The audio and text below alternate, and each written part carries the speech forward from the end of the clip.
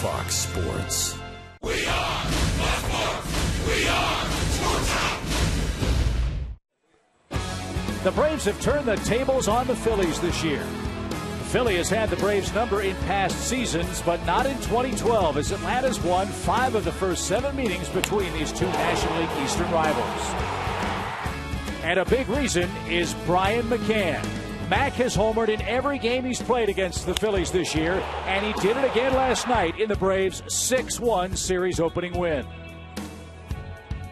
It's a hot Saturday night for baseball, and let's keep the trends rolling. Watch Mac hit the long ball and enjoy the Braves beating up on the Phillies.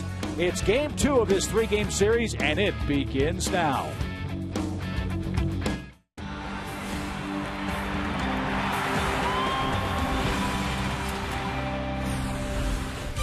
It's another hot one tonight at Turner Field. It's game 2 of our 3-game series here at the TED as the red-hot Atlanta Braves take on their division rivals, the Philadelphia Phillies. All year long, Braves baseball on Sports South is presented by Academy Sports and Outdoors.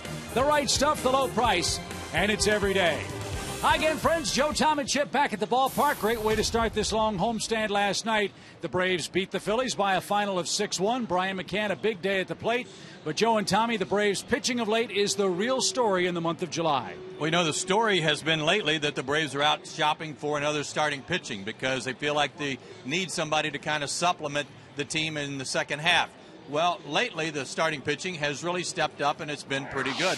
The numbers bear that out. For these 4 starting pitchers, Hudson, Hansen, Sheets, and Minor have gone a combined 7-3 over the last 10 ball games with a 2.98 ERA and 8 quality starts out of those 10. But I think more important than anything is the fact that they're working deeper into ball games, averaging 7 innings per start. And what a nice story for Mike Minor. Tommy, you were a left-handed starter in the big leagues. What are you seeing out of Mike so far of late? Well, he's growing up a little bit. I think he's starting to figure out what he's good at and making that a bigger part of his game plan. You see in his last 3 starts, 1-1 with a 2.3 ERA. 3 straight quality starts for Mike, which may not sound like a lot, but considering he only had 1 in his previous 6 starts before that. So, coming off a good start his last time out against the Marlins, pitched well. Unfortunately, didn't get much help offensively, so the Braves weren't able to take advantage of that effort.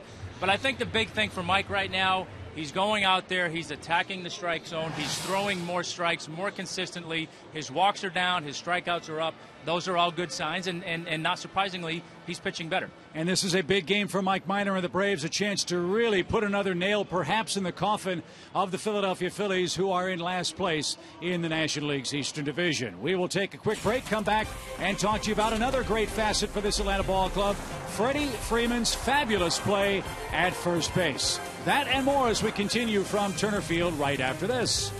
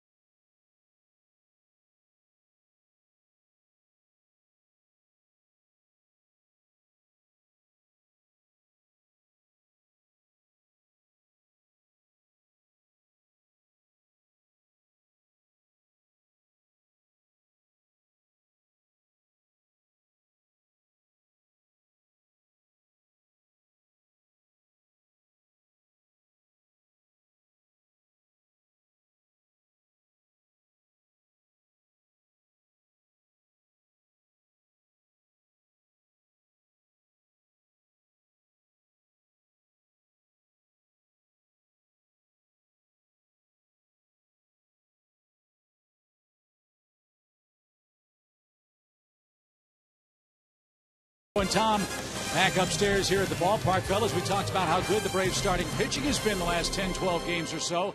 Well, good defense plays into that as well, and nobody's playing better defense right now, Joe, than Freddie Freeman. You know, remember when it used to be that you put your biggest, slowest, longest ball, long ball hitting guy at first base because he couldn't play anywhere else? That's not the case with the Atlanta Braves. They've got a guy over there in Freddie Freeman who could play other positions. In fact, in high school, he played a lot of third base, and he handles first base like a third baseman.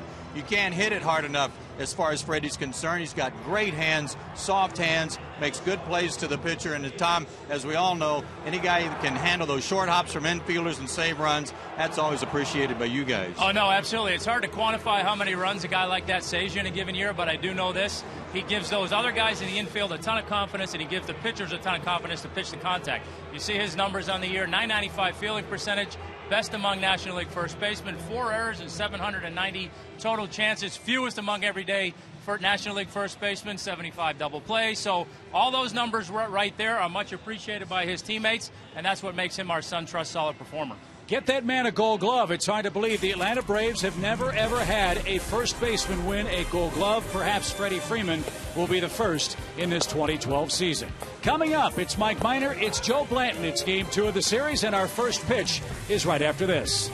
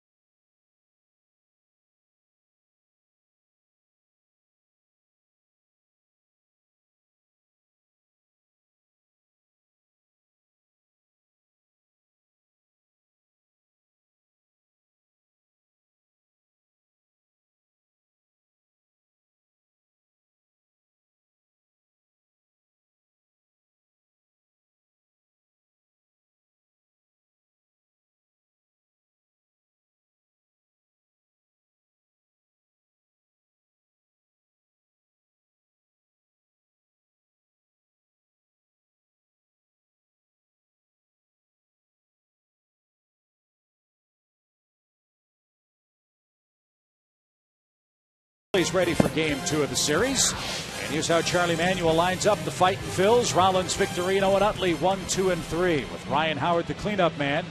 Hunter Pence is in right field, and then the changes come. Ty Wigginton starting at third base. John Mayberry starts in left. Eric Kratz is behind the plate, and Joe Blanton pitches and hits ninth. On the mound for the Braves, left-hander Mike Minor. Last 4 starts at home, 2-0 with a 2.92. 5-7 overall on the year, but are we seeing him starting to grow up a little bit right in front of our eyes? Hopefully so, and the Braves certainly need it. And his 4 keys to pitching success tonight. Locate. He's got to be precise tonight with these guys, especially given how many home runs he allows during the year, but that goes to run them down. Give your outfielders a chance tonight. Keep it in the yard. The way Michael Bourne's playing right now, he's catching everything. First pitch swing by Jimmy Rollins, and it's right at Martin Prado. 1 pitch, 1 out. Good start for Mike Minor. The weather will be a factor this evening for the starters. 94 degrees, 37% humidity. Warm and fair, the forecast.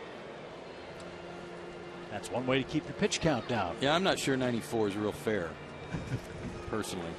Cole Hamels, it wasn't this hot last night. Cole Hamels told some guys with their club he thought it might have been the hottest he's ever had to whether he's ever had to pitch in. Well, it showed. He walked 6 men in his 5 innings as the Braves beat Cole Hamels. And now Shane Victorino down a strike. He was 2 for 4 last night.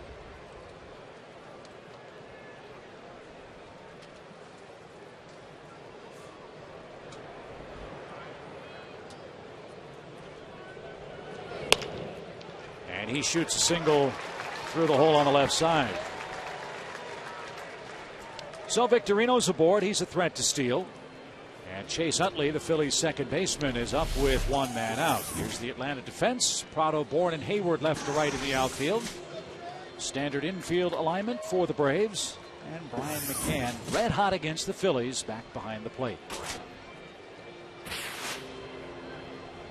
One of the things about Mike Minor's recent success to me is that he's willing and has confidence in to use his fastball more.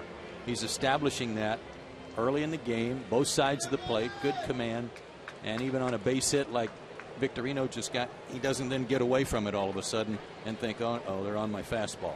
Right, well, even that base hit by Victorino, not a bad pitch. He didn't get much of it, but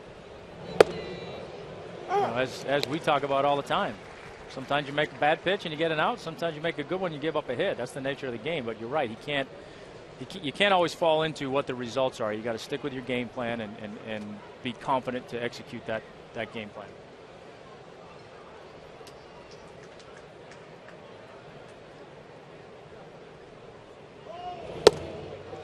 Two quick strikes to Chase Utley. One pitch at 89, that one at 90 miles an hour.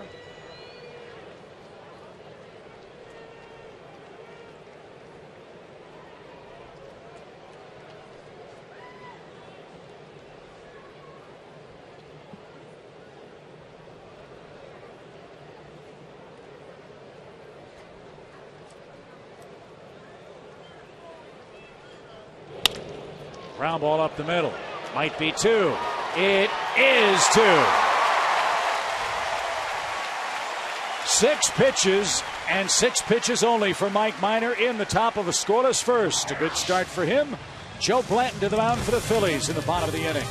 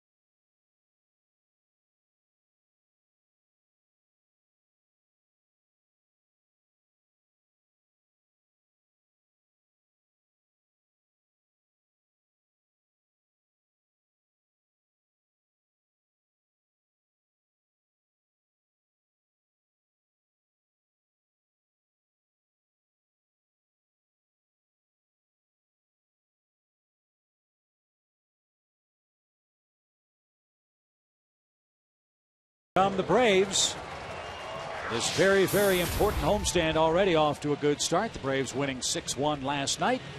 Bourne, Prado, and Hayward first, second, and third. Chipper, Freeman, and Brian McCann. The middle of the attack, Ugla, Janish, and Mike Minor face Joe Blanton. He's 8-8 in his career against the Braves. Much like Mike Minor has been throwing the ball well lately. 1-0 in his last 2 starts with a 2.81 ERA. Interestingly, in 8 of his 12 starts, he's only given up 3 earned runs or less against the Braves. And a line drive foul off the bat of Michael Bourne. Strike 1. He's a big guy, 6'3", 245, out of Nashville, Tennessee, now 31 years old. His 4 keys to pitching success tonight: more Ks. He's been on a little bit of a binge lately with strikeouts, averaging 8.44 per 9 innings over his last 9 starts. And of course, the home run ball, always a part of Joe Blanton. He's got to have fewer home runs to go with more Ks. He leads the league in home runs allowed with 22.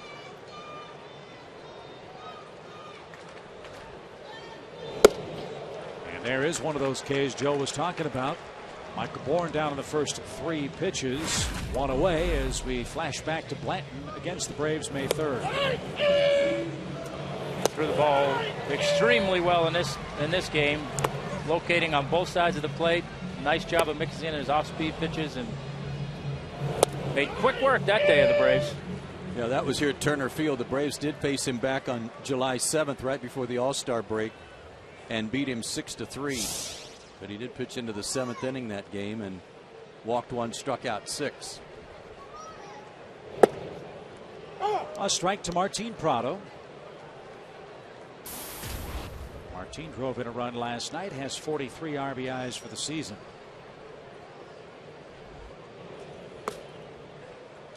And Joe, you mentioned Blanton from Nashville, Tennessee. This heat and humidity, one would think, shouldn't bother him at all, unlike Cole Hamels in Game 1. Yeah, you'd think he would know how to prepare for a night like this. He was a former first-round pick by Oakland back in 2002 out of the University of Kentucky.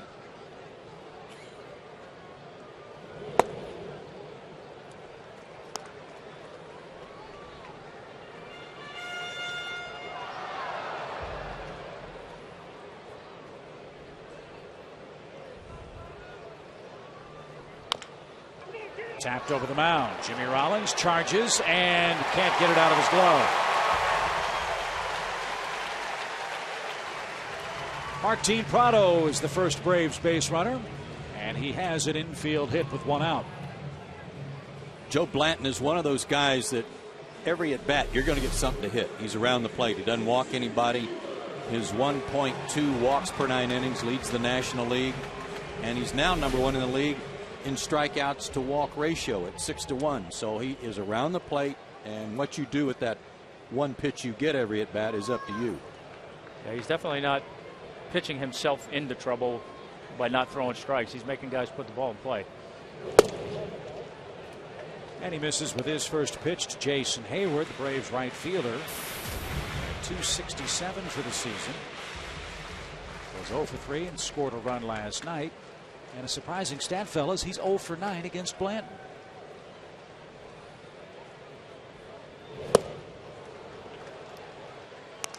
I was saying to Joe before we came on air, as a starting pitcher, this is one of those games where you look at their lineup and you're going over guys' careers, numbers, and you're saying, oh my goodness, how am I going to win this game? Everybody in the lineup other than Jason and Ugler are wearing them out. So that's one of those ones where you try to ignore those numbers and get to work. And here's what Tom's talking about, our Georgia Lottery hitting the jackpot. Look at those impressive batting averages. Yeah, there's 1, 2, 3, 4, 5 guys that are sending a limousine to the hotel to get Blanton to the ballpark tonight. Prado with 3 homers, McCann with 3, Chipper with 1. Martin was leaning, but got back. But that's, it's like I was saying, that you see that and you think, my gosh, he must have been getting worn out by the Braves, and you'd think 8-8, and he's got a fairly high ERA. But like I was saying, 8 of the 12 starts, he's given up 3 runs or less. So for the most part, he's pitched pretty well against the Braves, but it hasn't been able to win. But then when he has a bad game, it's apparently really bad. 2-2.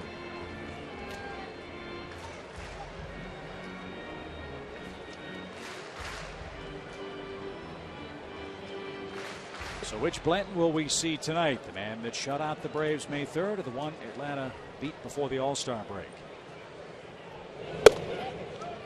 So I keep looking at this year's numbers. He's 8-8 for the season. He's 2-5 against the Braves. My mistake. But still, you'd think he'd. But good. Eight times giving up 3 runs or less. Right. He'd won more than 2 games. Will Prado run? Yes. And Hayward skies 1 foul. We'll do it again. 3 balls, 2 strikes. Good start by the fans. Good play right on the rail in the upper deck. Blanton's a fastball, changeup, slider guy. Fastball in the low 90s. Good changeup. Slider's his third pitch.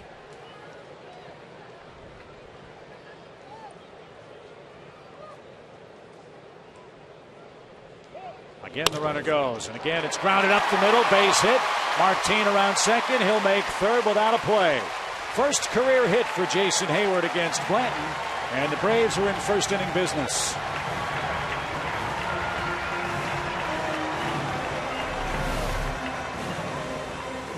Something away from him. Did a nice job following off the pitch before that to stay alive, and got a pitch he could handle right there. It looked like for a second off the bat that with the runner moving, he was going to run into a double play, but hit it hard enough to get it by Jimmy, and first and third for the Braves.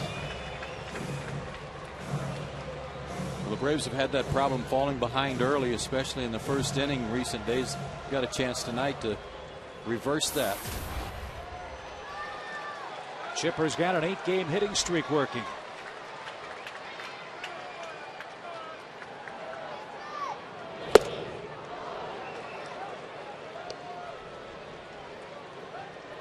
Change up on the first pitch. That's a good pitch right there. You know he's going to be in the box, aggressive runner in scoring position, and try and take advantage of that aggressiveness.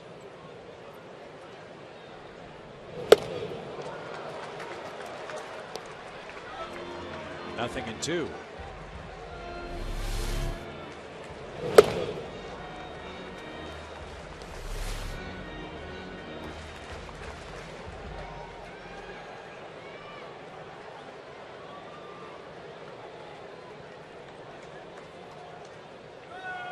This is a spot where Chipper has really shined all year for this Braves offense.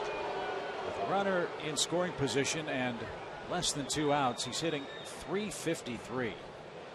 12 hits and 34 at bats, and 16 of his 41 RBIs. Hayward's running, and Chipper skies one into shallow right center. And Victorino is there to make the catch. He's going to throw back to first, but nobody's covering first base. Now Hayward's going to re-tag and head to second. What was Victorino doing? A sac fly, and it's 1-0.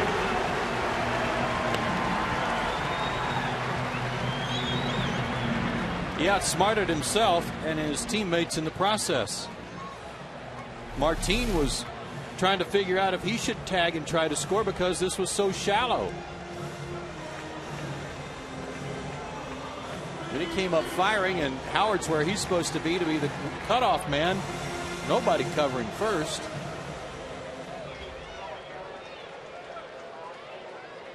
This is some of the things, this is an example of things that have been happening to the Phillies this year, that the manager, Charlie Manuel, is left scratching his head, can't figure out what's going on with this team, even with veteran players.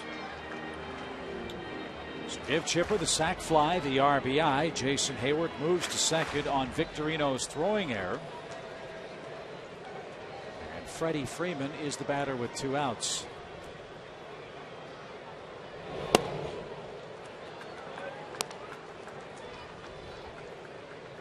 You were talking about Chipper's numbers. Chip. Can I just say Chipper's numbers, Chipper? So I can get that out. Freddie Freeman with 2 outs and runners in scoring position, hitting .390. 390. How many at bats? 41 at bats. 5 doubles, 2 homers. Well, if Tom's terminology for Mike Minor, Braves enjoying watching him grow up, the same applies to this guy at first base and in the batter's box. Freddie Freeman is turning into a beast. He takes one over the outside corner, 2-2. Well, you certainly want to work your way in as a hitter to being respected as a good hitter, and you obviously want to eventually get to the point where you're respected as a clutch hitter. And hitting .390 with 2 outs and runners in scoring position, that'll get you to that clutch hitting label real quick. He walked 3 times last night, should have walked 4. And who knows? You know, if he gets the call on that 3-2 pitch from Hamels, then McCann hits another grand slam against the Phillies instead of a 3-run homer.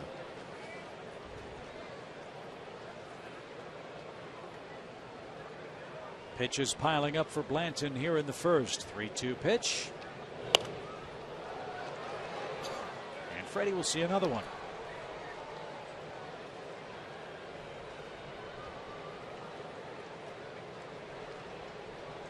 It's pretty exciting to think about what Freddie Freeman's going to turn into as a hitter once he really starts to drive the ball to right. It's something Greg Walker has talked about. And with an eye like that, that time is rapidly approaching. Look at Blanton. Hands on his hips. Back to the umpire. Wow.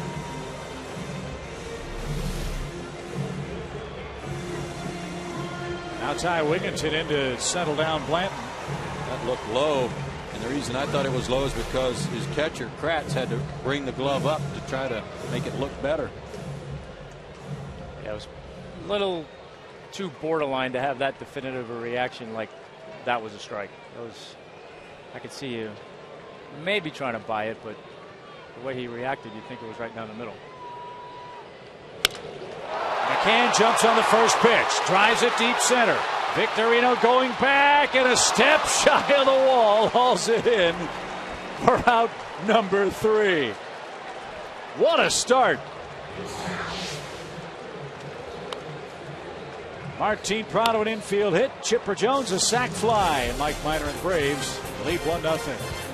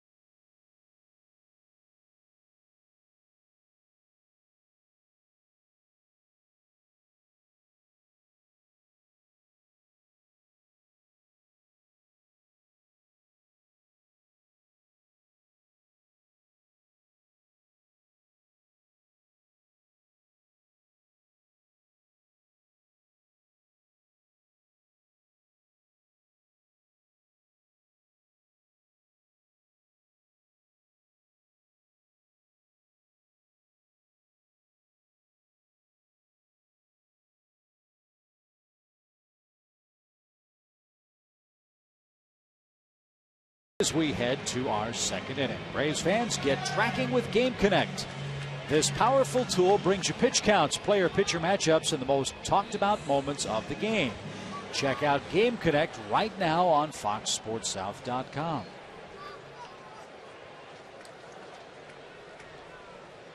Big Ryan Howard digs in for the Phillies. He's their cleanup man.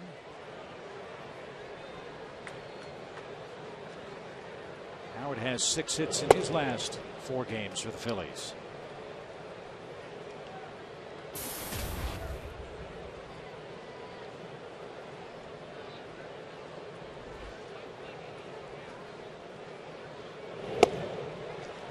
That error by Victorino, by the way, is first in 273 games dating back to August of 2010.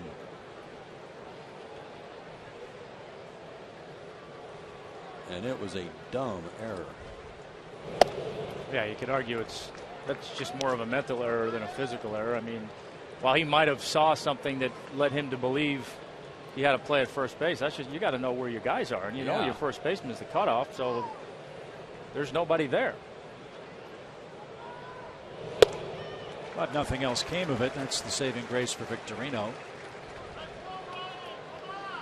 as Howard missed a pitch for strike 2. There are 2 guys that have longer streaks working among outfielders, which is surprising. Swing and a miss. First strikeout for Mike.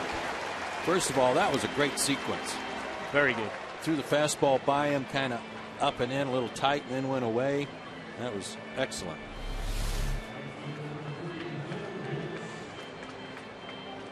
Fastball down, off the plate. Get the hitter to expand the zone. And like you said, Joe, good sequence of pitches, both changing speeds and changing locations. Base is clear for Hunter Pence, the praying mantis, as he is called for the Phillies. Is he one of the other outfielders, Joe? No, Franklin Gutierrez of the Mariners, 296 games, and Andre Ethier of the Dodgers, 284.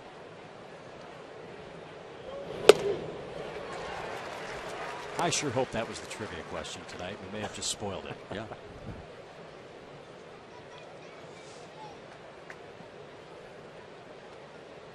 One ball, one strike for Pence, who was 1 for 4 last night.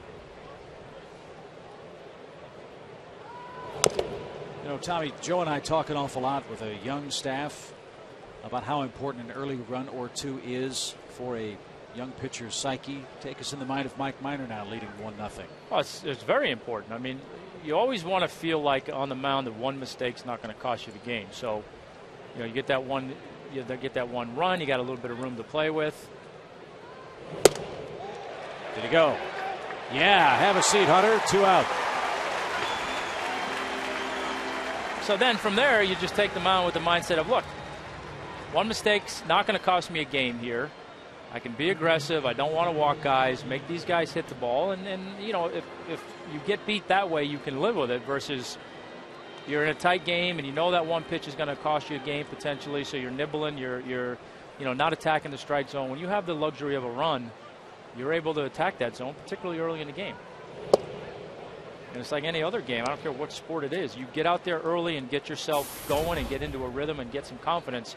All that does is keep building on itself as the game goes on.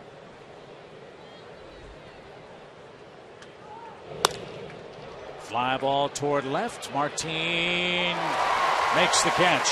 You're right about that, Tom, and I noticed that was especially true today in fencing.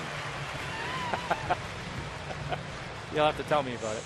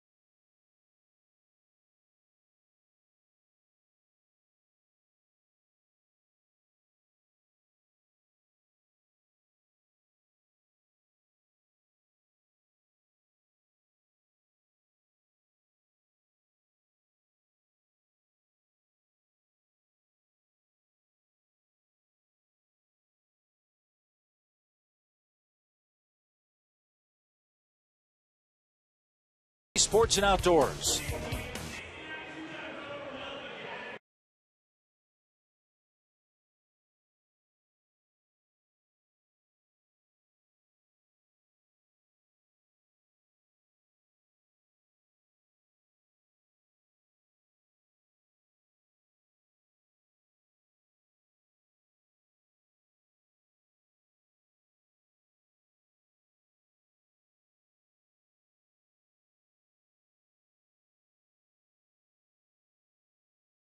Perhaps as we head to the bottom of the second inning, for Dan Uggla will lead things off against Joe Blanton.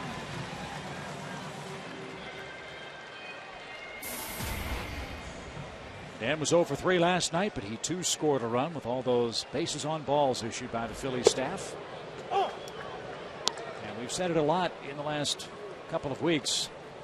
We're approaching August. We need to get Dan going offensively. August was a good month for him last year, August and September, and it can't come soon enough for Dan. We got some numbers today comparing last year to this after 99 games. And on 3 pitches, he is struck out. Chased one up out of the zone. But through 99 games last year, his average this year a little better, although it's sinking. His on-base percentage markedly higher because you see at the bottom he's walking a lot more this year than last. He's also striking out more this year. But through the same stage of a year ago, more RBIs, 6 fewer home runs. So there's some give and take in the numbers there, but not altogether different.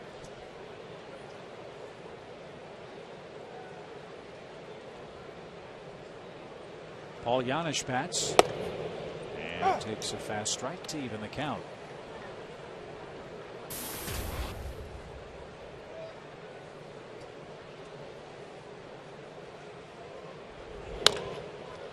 Toward third, Wigginton loads up and Howard scoops it up. That's the second out.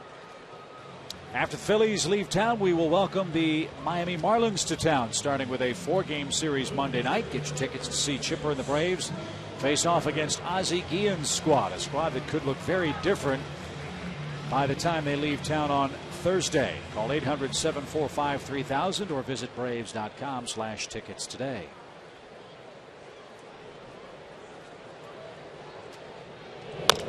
Mike Minor bounces one up the middle. Jimmy Rollins glides to his left, and that retires the side. On we go to the 3rd inning. The Braves lead the Phillies 1-0.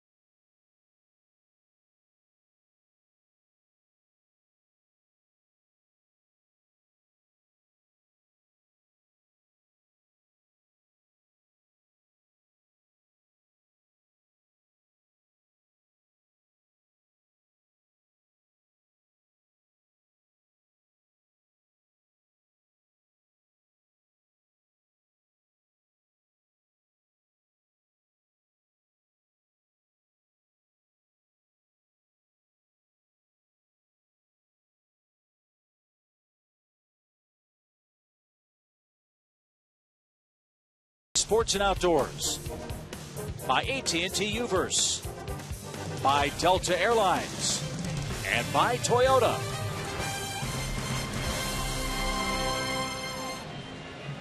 Top of the 3rd, 1-0 is your score. I know my partners spent a lot of time today studying and perusing the baseball encyclopedia so that we can stop this 6 or 7 game losing streak that we are suffering through on our AT&T Uverse trivia question. It's time to snap the streak. This season, Placido Palago became the 10th player to get his 2000th career hit in a Phillies uniform. Name the last player to do that. Really?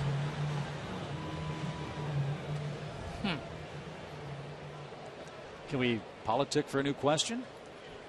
Probably not. I'm just thinking that when Kathy was going through the flashcards today, we didn't have any Phillies flashcards, so we were kind of short-handed there.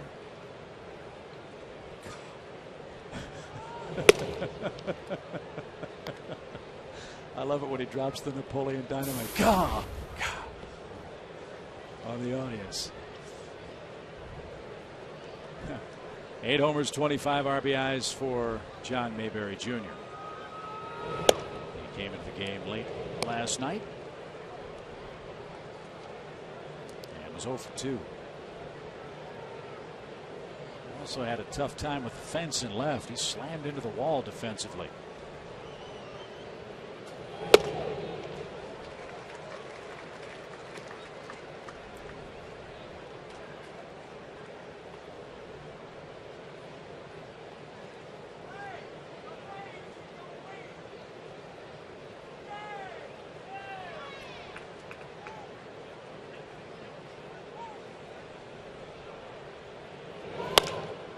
to short.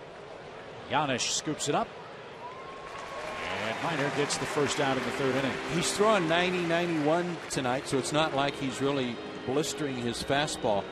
But from a hitter's perspective, when you're throwing it 90, like to the corner, like he did on strike 2 to Mayberry, a swing and a miss, it looks a whole lot harder out there than it does when you're coming right down Broadway with it.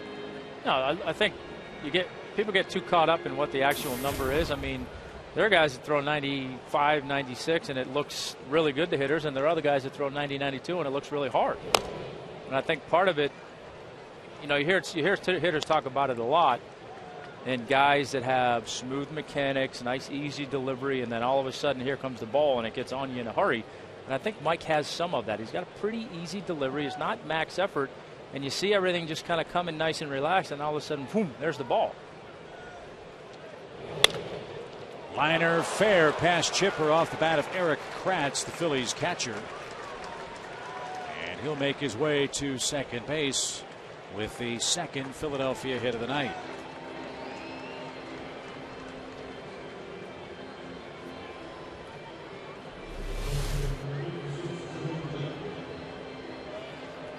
Breaking ball that wasn't buried where he wanted it to be. Good piece of hitting by Kratz. It was a good piece of hitting, and that's a pitch that you got to be careful when you're throwing a breaking ball into a hitter. That breaking ball's either got to finish on the outside corner or in off the plate or in the dirt. You don't want it finishing over the heart of the plate coming into a right-handed hitter. They see that ball really well. Joe Blanton's the batter. 3 for 37 this year at the plate. And 2-0.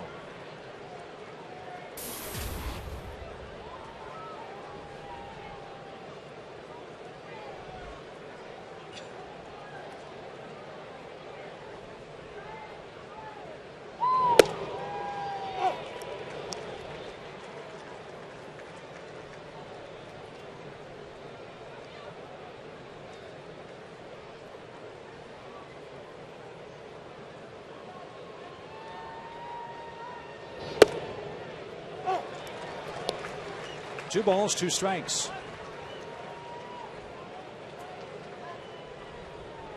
Great crowd tonight. Remember, this game was originally supposed to be an afternoon affair, but with the change in the national television schedule, it shifted to a night game. We've got a good gathering here. And we hope to see you again tomorrow for the series wrap-up against the Phillies. And a good pitching matchup. If you haven't made your plans, hope you'll join us. Tim Hudson and Roy Halladay will hook up. Then we'll get ready for the Marlins Monday night.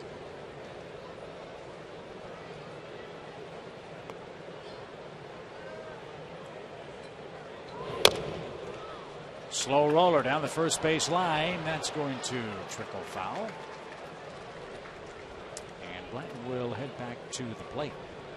Get ready for Star Wars night at Turner Field. It's Friday, August 3rd. The Astros are in town and we'll be supporting Stand Up to Cancer. Throw on your best costume and meet your favorite Star Wars characters pregame in the plaza. Visit Braves.com/Star Wars for details.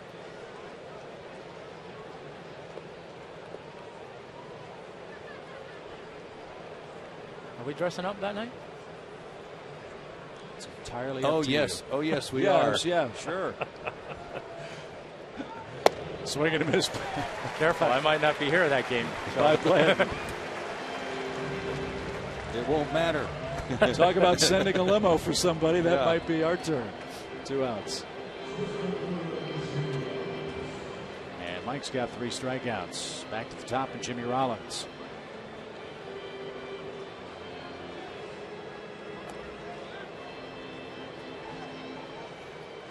I think he might be the answer to the trivia question. That would be a good guess. And they've had some great players in the history of the Phillies organization, but you go through their press notes. He's second in Phillies history in most games played at shortstop, second in Phillies history in extra base hits, second in doubles, third in runs, third in triples, third in steals, fourth in hits, fourth in games played. As long as their history is, that is very impressive. And you could maybe start making the case that Jimmy Rollins might go down as the greatest Philly ever. Now that's saying a lot with guys like Mike Schmidt. Think of all the division titles, the ring that Jimmy Rollins helped the Phillies win. Very, very impressive resume, and one that may end up taking him to Cooperstown when he's finished playing. Really? Maybe. You think? Maybe.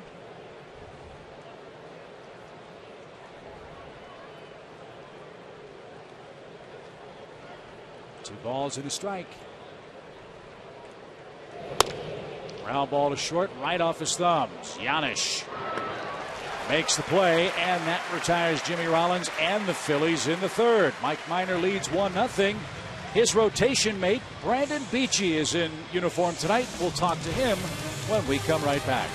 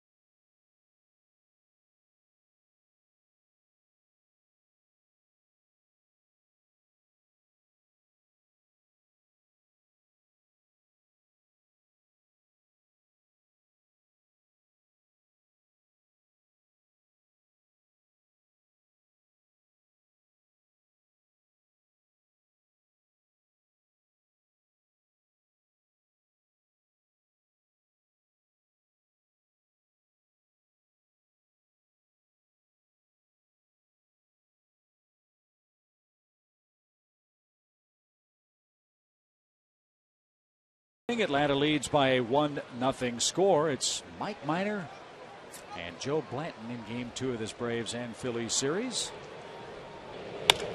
And a line drive to left. And starting pitchers who have Michael Bourne on their team, Brandon Beachy, never get tired of seeing plays like that, do they? Never. How are you, kid? I'm good. Thanks for having me. How's the progress? It's good. You know, it's slow at this point, but each day I get a little bit something back. You know, I'll notice something. You know, hey, I couldn't do this a few days ago, and it keeps me going. Exercise and patience, I would guess, huh? Yeah. Are you good at that or no? Or I'm sure you're learning to now, but that's something I needed work on, and I guess I'm getting it one way or another. Martin Prado's in the batter's box. And he bunts one foul. Brandon, take us through what your rehab routine is like. I can't imagine going through what you're going through physically. Tell the fans across Braves country what exactly you are able to do and are doing. You know, I'm right now doing a lot of stretching. I'd lay down on a table, and they, you know, try to force my arms straight, get the range of motion back. I'm pretty close to 0 degrees on my own, but they force that last couple of degrees. And it's not too pleasant. I'm not going to lie to you. It hurts some days, but it's getting easier and easier as they go. Probably feels like they're about to bend it, hyperextend it, doesn't it? At this point, it feels like they're trying to snap my bones in my elbow, but that hasn't happened yet. So thankfully. And who's the person responsible for inflicting that wonderful pain? We got Lloyd Van Pamelen here while we're at home, our physical therapist, and then when we're on the road, I go up to Lloyd's clinic in Duluth, and there's a whole team of them up there, and they take turns torturing me. Have you become ambidextrous? Have you discovered that you actually have another arm on your body? Having to use it now? I was kind of forced to. And some things come easier than others with the left hand, but I've made adaptations. I'll see you'll be so much more versed in using your left hand when this is all over. Yeah, that's true. Or I'll take the easy way out and get an electric toothbrush or things like that. 1 ball, 1 strike. Hot shot off Howard's glove. Chase Utley is there, though, and flips to first in time to take away a hit from Martin Prado. But he does move Michael Bourne into scoring position with 1 man out. That was a real shame. Martin's had some tough luck like this lately, and his reaction after he ran by the bag kind of spells it out. Watch his reaction here. Couldn't believe his tough luck, because that was a base hit. But a 3-4-3 put out brings up Jason Hayward, who singled up the middle his first time up. Granted, we're all so excited about the addition of Ben Sheets to this ball club. Watching him go 3-0 is a remarkable story, and I'm sure for you it has to be an inspirational one too, knowing that that kind of medical comeback is possible. Yeah, it's been a lot of fun to watch. Ben's a lot of fun to have around too. Utley can't corral that. It's off his foot, and Michael will come around and score from second. It's 2-0.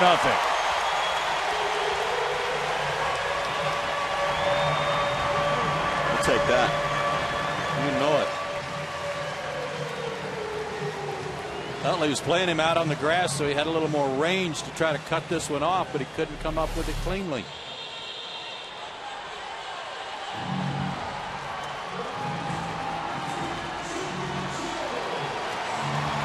Got the glove on it, kind of slapped it away from himself. 69th run scored by Michael Bourne, and the Braves are up 2 for Chipper.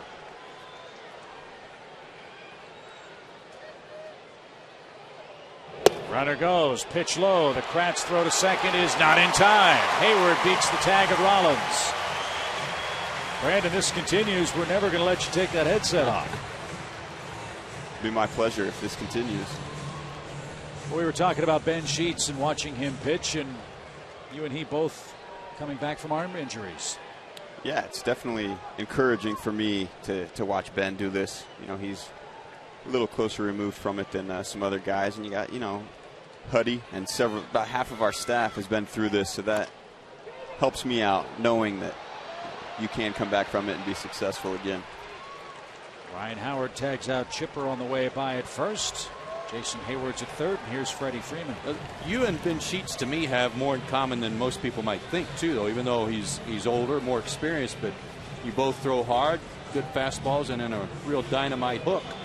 Kind of like watching yourself a little bit. Yeah, he mixes it up well. He used the changeup a lot the other day, really effectively. I guess yesterday, he really uses that fastball, and that's similar to what I try to do, and just really pounds the zone with it and puts the hitters on edge. Freddie Freeman, the batter, with Hayward at third. 2 outs, 2-0 Braves in this third inning. Freddie walked his first time up. It is down a strike. H, what's your favorite personal memory from this 2012 season? It's got to be the game I pitched against the Marlins here. My first shutout. It's a lot of fun. A lot of fun for everybody. Something I'll never forget. Well, sure. you got to know that we miss watching you pitch. I mean, we're going to start blaming you for all this distress about having to try to find another pitcher. The waiver period, the trade deadline. This is all on you. We're hanging it on you. You guys wouldn't be the first ones. Hey, kid, get well soon. We miss watching you pitch, and we appreciate you spending a half inning with us. Yeah, thanks, guys. Brandon Beachy, a great kid, and he's going to make a terrific comeback, we all hope, in a Braves uniform next year.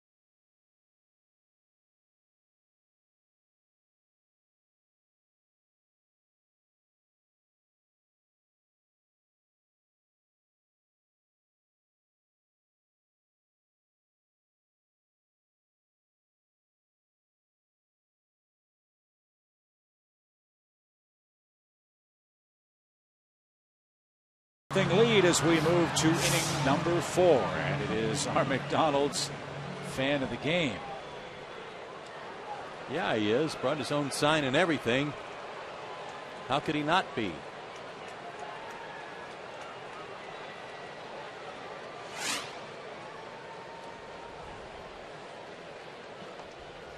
Shane Victorino, Chase Utley, and Ryan Howard are coming up.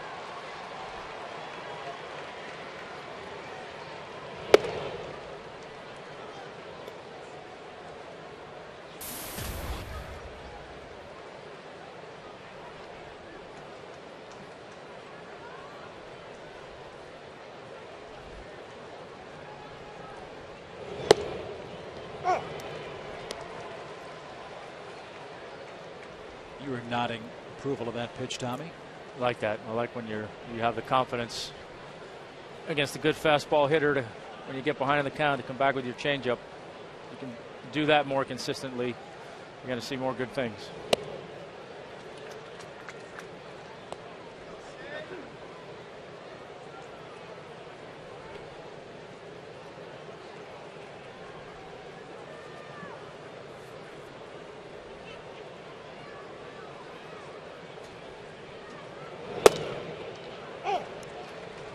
Two and two. Baseball, as you know, is a game filled with a number for just about everything. I know that Joe and I, Tommy, have talked a lot about the number 2 for Mike Minor, and 2 referring to the number of walks he issues in a game. Bouncing ball, chipper, funny hop at the bag, stays with it, and gets Victorino for the first out. If he stays back and tries to play a bigger hop, it eats him up. It's too tough to handle. So his best opportunity there was to try to smother it the best he could. And he does it, like we say so many things about Chipper, particularly the slow roller. He makes that play as well as anybody too. He's just it's kind of a do or die play, and you got a feel for where you think that hop is going to be. And nice soft hands, nice play. That's the first out of the 4th inning. Chase Utley hitting to a first inning double play. So far, so very good for Minor. 3 strikeouts, 2 hits, no runs, and no walks. He's really had very good control of late. As we said, four walks, I think, in his last 19 innings. So he's limited that.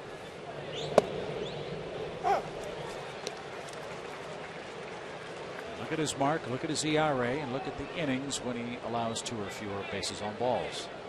Well, the other thing that does too is it takes away the sting of giving up so many home runs, because if you're not walking guys and then giving up a home run, then chances are you're giving up a solo, which is no big deal. And in fact, the majority of the home runs Mike has given up have been solo shots. It shouldn't be a big deal. You're right. Unfortunately for him, he got nothing really to work with in Miami the other night, and the second run was a solo homer by Bonifacio of all people, and he got beat 2-1. Right, and there's always the exception to the rule. But there's going to be those days. But he pitched a great game. Look, he's a #1 draft pick for a reason, and as hard as it is in this environment with the Braves and their success and what people are used to, you know, with these young kids, I went through it, so many go through it, you have to have some patience, and it's not as easy to do right now. But Utley drives one deep right center field, and speaking of solo homers, there's one for Chase Utley. On a 1-2 pitch, Utley cuts the Braves' lead in half.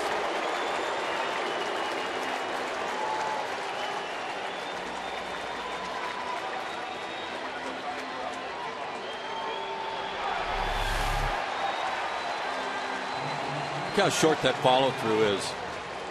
That's hands. That's just taking the barrel to the baseball with hands, good bat speed, and great results for Chase Utley. You know, and now this is an exercise in mental toughness right here, because I'm sure to some extent Mike said, another home run, everybody's going to talk about that again. You know what? So what? You're still winning 2-1. You didn't walk a guy. You didn't set up the tying run with a home run, so you're still in good shape. He still has good stuff, too. Absolutely. I mean, look, again, we get back same thing. There's some good hitters in this league. There's some guys that are going to hit some home runs, whether they're mistakes or not. But so what? You're still winning 2-1. Focus on that. Stay aggressive.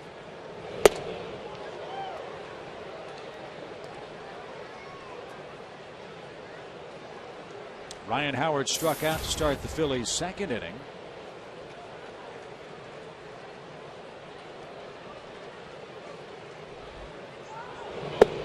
And is now behind 1 ball, 2 strikes. See that pitch more and more. That front door breaking ball. More so than we used to. And it's impressive coming from a guy with as little experience as Mike has to be throwing that pitch.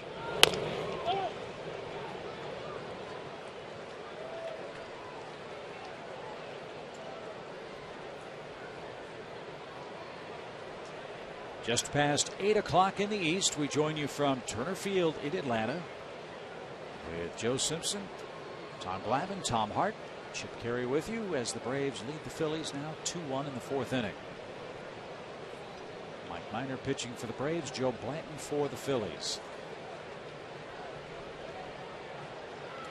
The Braves scored a single run in the 1st inning. Chipper Jones sacrifice fly. Then got an RBI single from Jason Hayward in the bottom of the 3rd inning.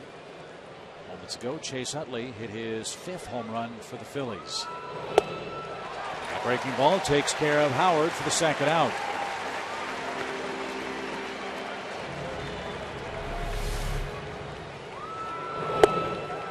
Braves did a number on Howard last night. He struck out 3 times, did bounce a base hit through the shift in the 6th inning. That didn't cause any damage, but already 5 strikeouts for him in this series. And 4 for Minor tonight. As Pence takes one back up the middle. That gives Pence a 9-game hitting streak in this ballpark. And his 2nd hit in the series. This is real close to the pitch that Kratz hit for the double. That first pitch kind of get over breaking ball, but he left it in the middle of the plate. Yeah, and that first pitch, quote unquote, get over breaking ball is not a bad pitch at times, but you got to know the kind of hitter that's in the box, and you got to be really sure that he's probably taking a pitch, because you don't want that pitch finishing over the middle of the plate and having a guy swing at it.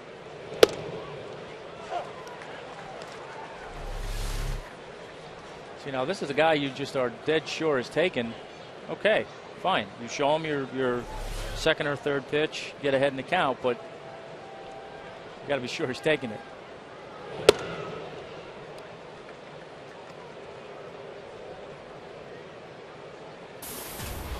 One ball, 1 strike to Ty Wigginton. Mike Fontenot started at 3rd base last night for the Phillies. Tonight, Wigginton gets a turn. They really miss Mr. Polanco at the hot corner, especially defensively. Yeah, also dealt with a bad back. Sorry, with all due respect to him, we kept talking last night about how the Phillies finally had their full allotment of players back. Me, personally, forgetting he went on the DL, so he's still a big piece they're missing. And now Mike, 3 balls and a strike.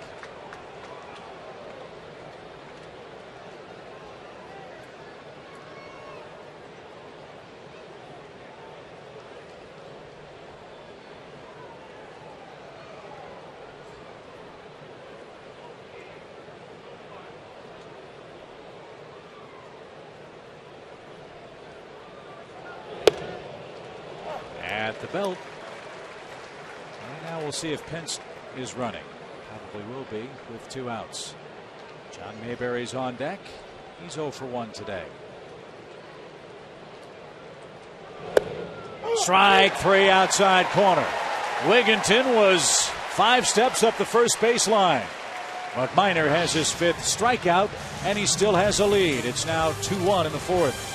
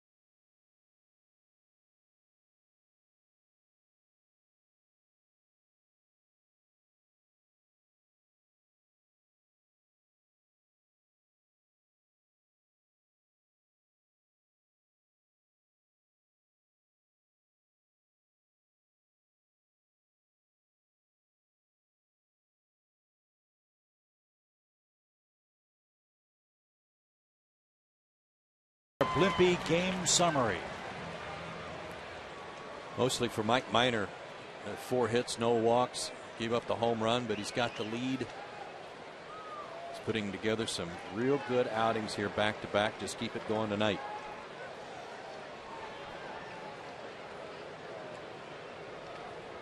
Here's Brian McCann, he has homered in 6 straight games against the Phillies, and nearly made it 7 in his first at bat in the first inning.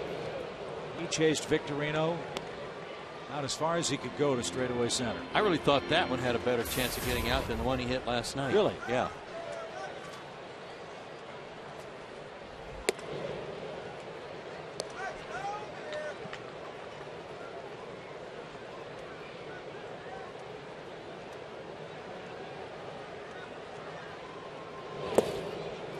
I liked what he said in a quote in the paper after the game.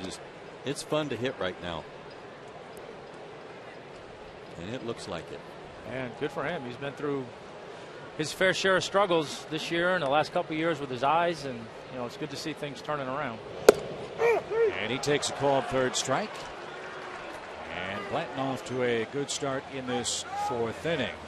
Good to have Tom Hart along for our broadcast tonight. Hello, Tommy. What's happening? Hey, Chip. Thanks. Well, speaking of starting, news that a lot of fans were anxious to hear, Chris Medlin will indeed move into the Braves starting rotation. He is tapped to go on Tuesday in place of Jair Jurgens.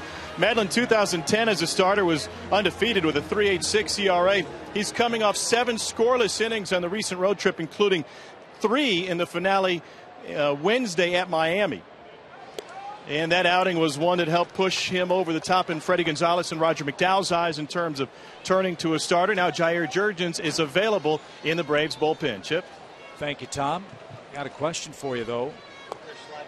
Does a trade by the Braves and acquiring a starter, would that change the plans of Chris Medlin in rotation on Tuesday? Well, Yeah. Chris Medlin is well aware that the Braves are still trying to acquire an arm, and he knows that it hinges on that as well. Fly ball to center off the bat of Dan Uggla, and that's the 2nd out. Not really much happening on the trade front as far as the rumor mills and the sports-related websites, but one GM was quoted as saying it's like the calm before the storm. They do expect a lot of activity before 4 p.m. on July 31st. Yeah, I think a couple of the big guys are out of the equation now, and everybody's kind of falling back and reassessing and looking at what they still need, figuring out who's left out there to try and fit those needs. And I think from the Braves standpoint, that Medlin move was kind of,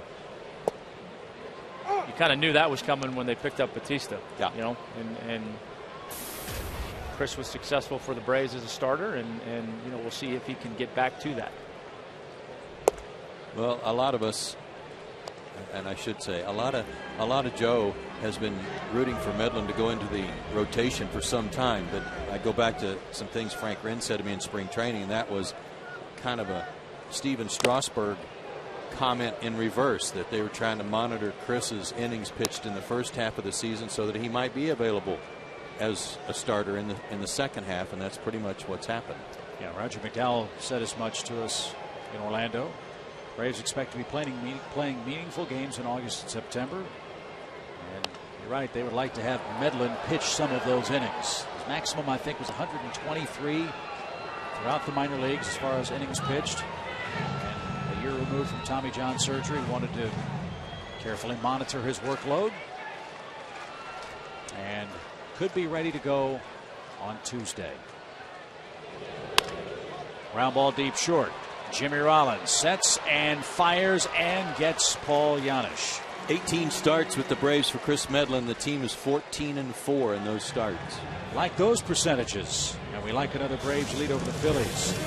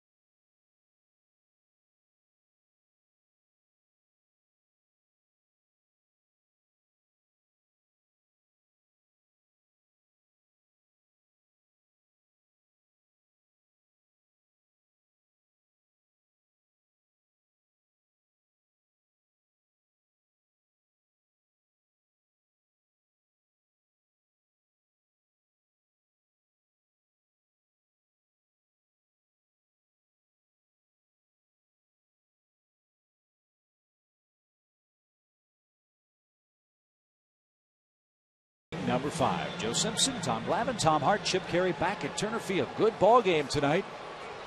Mike Minor leading Joe Blanton and the Phillies. And the 7, 8, 9 batters are up for Charlie Manuel's squad. It starts with John Mayberry. And a looping line drive caught by Dan Uggla second. 1 out. The Braves are excited to host the Delta Civil Rights Game again in 2012. Be here as the Braves and Dodgers take the field to celebrate the role Major League Baseball has played in the civil rights movement. Visit Braves.com/civil rights for details or call 800-745-3000 for tickets. Dodgers are sure going to look different, aren't they? With their new third baseman. Well, they look different today in San Francisco. They beat the Giants 10-0. And Hanley Ramirez had a big day in that one. Double and 3 RBIs. 5, 3 RBIs. That's a good pickup for them.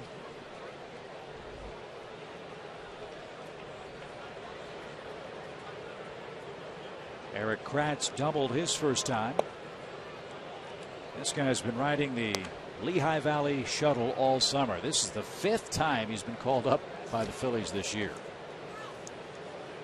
And he's playing because Brian Schneider's on the disabled list.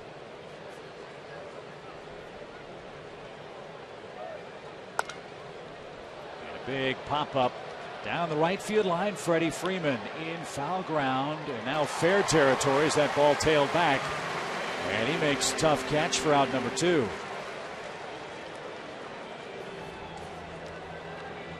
Blanton's the pitcher, and he'll bat with the bases empty.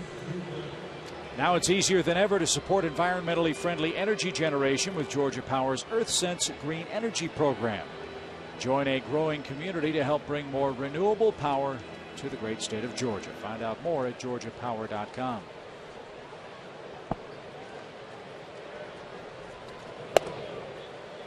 This guy might be an attractive pickup for someone, Joe Blanton, because since he was picked up at the trade deadline in 08 and helped the Phillies to the World Championship, since that time he's 17-5 is his career mark in the second half.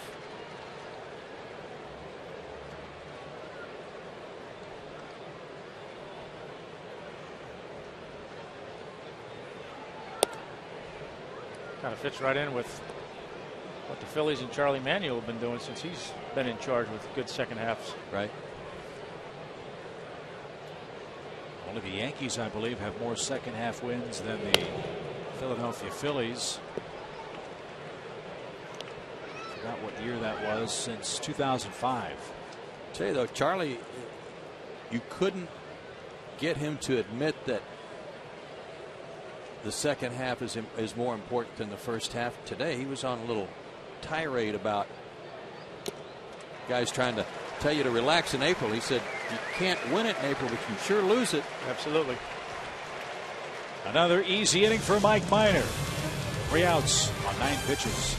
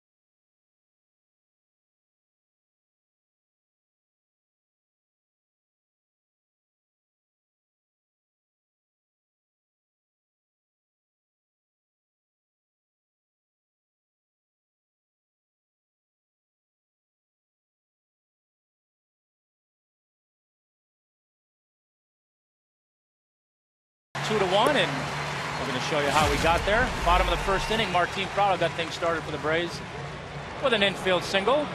Went to third on a base hit by Jason Hayward and scored on this odd sacrifice fly by Chipper Jones. In the third inning, Michael Bourne got things started. A base hit. Scored on this, I guess you'd call it infield single by Jason Hayward. Chase Utley got to it. Couldn't get a hold of it. Michael Bourne scored, and then Chase Utley in the fourth inning with his 5th home run of the year, a solo home run off Mike Minor, cut the score to 2-1. And that's where we stand here in the bottom of the 5th inning. He's really good, Chase Utley, and I know I was singing his praises yesterday about how I like watching him play, but I just hope his career numbers aren't shortened or shortchanged because of these knee problems he's had the last couple of springs. Strike one to Mike Minor. Mike grounded out to short his first time up.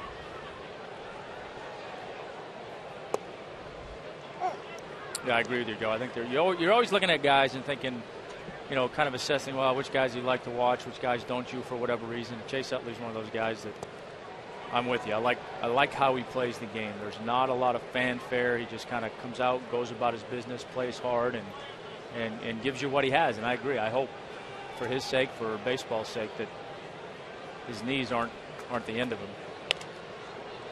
Charlie Manuel said as much today too, Tommy, in that he's so glad to have Utley and Howard back. Certainly makes a huge difference in their lineup. But he said, I just wish everybody played the game the same way Chase Utley does. Could have moved to third base at some point be in the future for Chase? Is that more stressful than playing second base for those knees? As Mike takes a called third strike. And they're looking for a third baseman.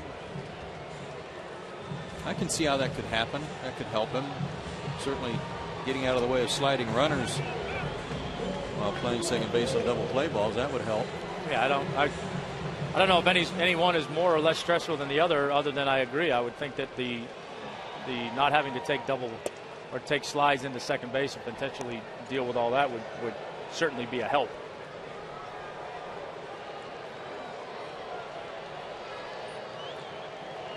And another run to Michael Bourne's tote board for the season. That's the subject of our Academy Sports and Outdoors leaderboard. Keep pouring it on.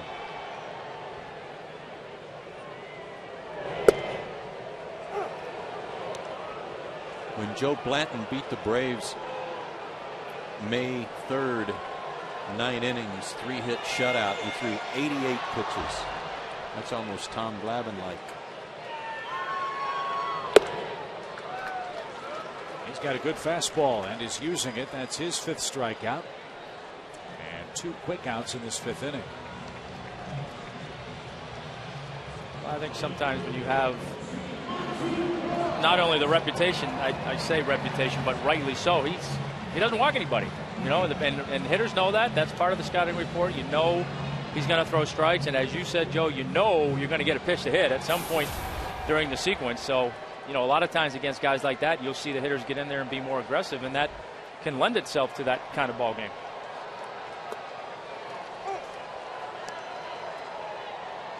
I wondered tonight with Kratz back there if it might make a difference, because he did have Brian Schneider catching the day he threw the shutout against the Braves, but so far so good.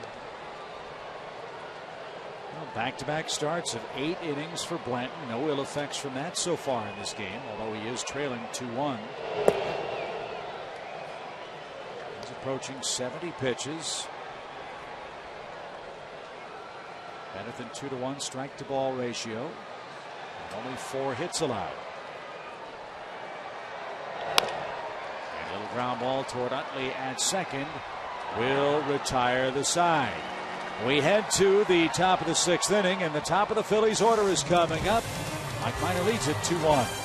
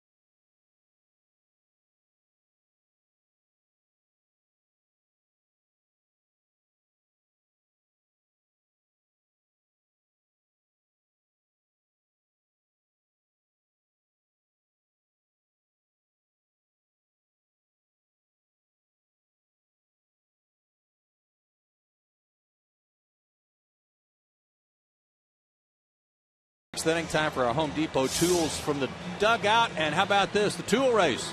The Home Depot tool race. And apparently, watch the bucket. The bucket took exception to the brush dipping into the bucket a little too often, I guess. And the bucket got some payback today. And your winner is the hammer. I'm not sure which hammer that is. Some nights it's a different hammer outfit, so I'm not sure. Some nights I think it might be a ball peen as opposed to a claw. That was a claw hammer, and he won. He's an expert at all things, Mr. Glavin. No, I used to know my hammers, you know, my dad being in the construction business, but that was a long time ago. I forget now. Well, I just knew that if you're trying to hit a nail, don't miss and hit your finger. Wise advice. As Jimmy Rollins goes to work for the Phillies and smacks one to Chipper. Nice pickup. Good start to get Rollins. Chipper's had himself a good night defensively so far.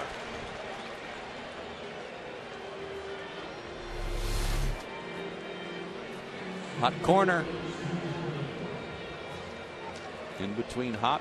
You know, I was just thinking, watching Chase Utley make that last throw to get Prado to end the fifth.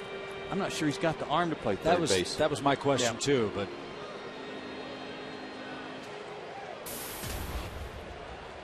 if they're trying to figure out a way to prolong his career and save his knees a little bit, that might be the way. A strike to Shane Victorino. He is 1 for 2.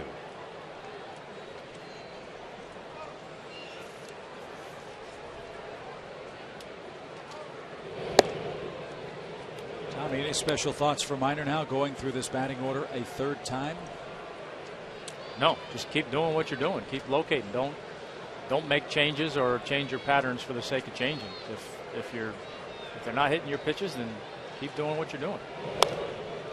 And he's over 2-1 strikes to balls too. And I think that's the mistake a lot of guys make. They think, all right, third time through, I gotta start pitching backwards, or I gotta start using this pitch more. No, you don't. If you went in with a game plan and you're executing your game plan, and they're not showing you that they're beating you at your game plan, stick to it. You can make some subtle changes here and there, but keep doing what you're doing. 2 balls, 2 strikes.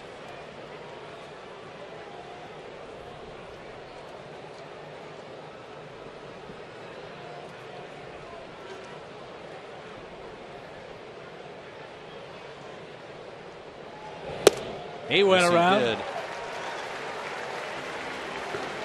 That's 7 strikeouts for Mike tonight. But he's doing it with an 89 and 90 fastball. What's wrong with that? It's unusual for Mike. How's that? Well, look, I mean, you're going to have, this could be one of those nights where I've said it all the time. You're going to go out there certain nights and something's going to be missing. Maybe he's missing his good velocity night, but you make up for it with good off-speed stuff and good command. And he gets Utley to pop one up into shallow left. Well, this is a big inning for Mike Minor, and he gets the first 3 Phillies hitters very easily again. Just 8 pitches, and the Braves maintain a 2-1 lead.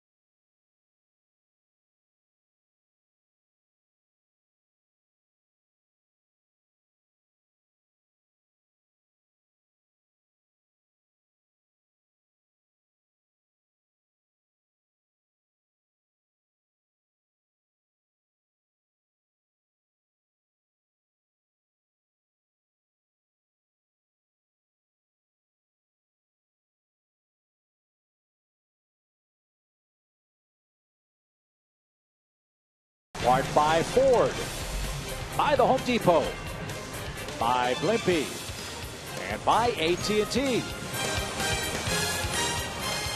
Good ball game. Let's see if the Braves can add to their lead. 2-1's the score. 3, 4, and 5 on the lineup card coming up against Joe Blanton. Mike Minor surrendered 1 run on 4 hits. He has struck out 7 men. Blanton has struck out 5 men and has set down the last 8 Braves hitters. But he hasn't gotten Jason Hayward, who entered this game 0 for 9 lifetime against the Phillies starter. Jason tonight is 2 for 2 with an RBI.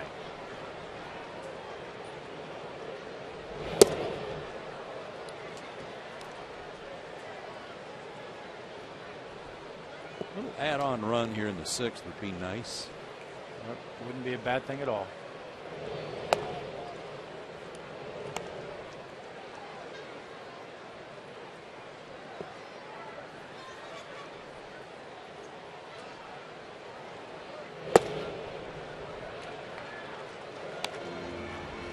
Three balls and a strike.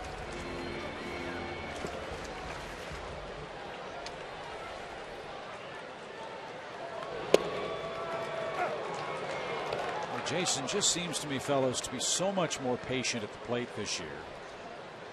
Doesn't have a ton of walks, but it seems like he's 4 or 5 pitches deep every at bat.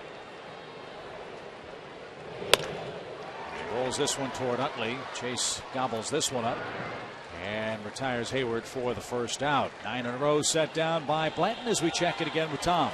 All right, Chip, thanks. It's supposedly the final year for Chipper Jones. I asked David Ross if any of his production has surprised the Braves catcher at all.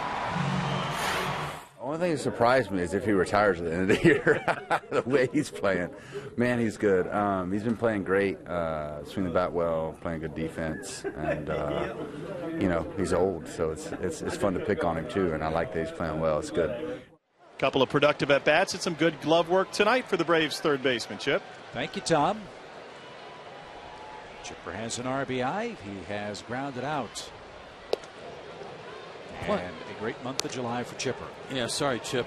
He's leading the team in hitting. He's leading the team in slugging and on-base percentage. Having a great month of July. And, you know, at his age, typically everybody's bat slows down. They got to figure out ways to catch up to the fastball. And I'm not saying he doesn't cheat once in a while on some fastballs, but 25 walks, 26 strikeouts. How about that? And close to 1 strikeout every 10 at bats. That's really something. Well, maybe he'll lobby for baseball to get the DH rule in the National League over the winter, and then he can change his mind. Yes, he did. Blanton's retired 10 straight. That's his 6th strikeout. That check swing hurts, got to tell you.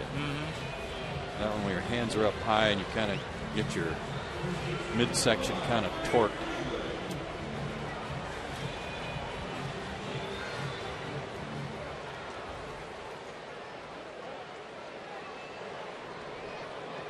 Freddie's 0 for 1 with a walk.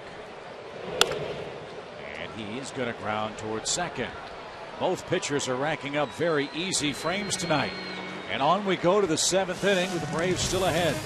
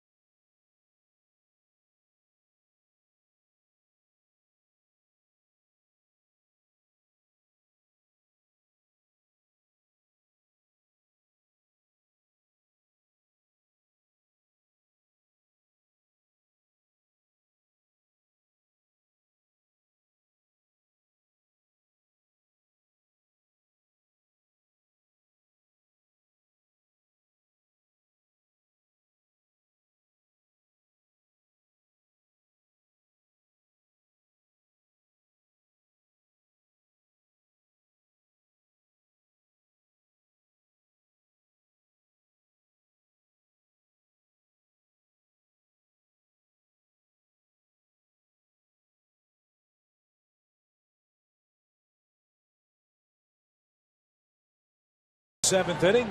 Mike Minor has set down 7 straight and has scattered 4 hits.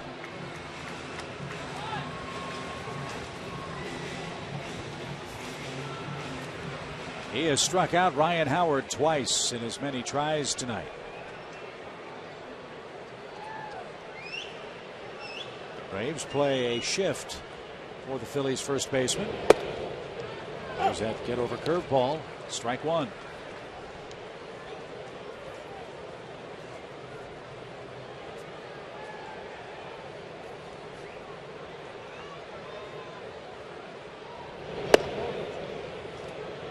Doubled up on that front door breaking ball too. Even though Howard's just coming back from that Achilles injury, he is still a fearsome offensive player. And especially so in this ballpark. For some reason, he has saved some of his best home run hitting work for some of the best pitching in the National League.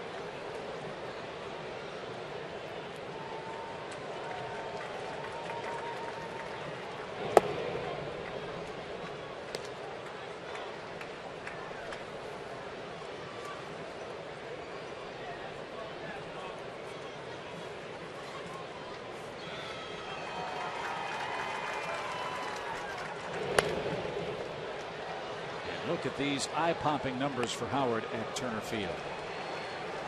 17 homers. That's the most by any opponent in this ballpark.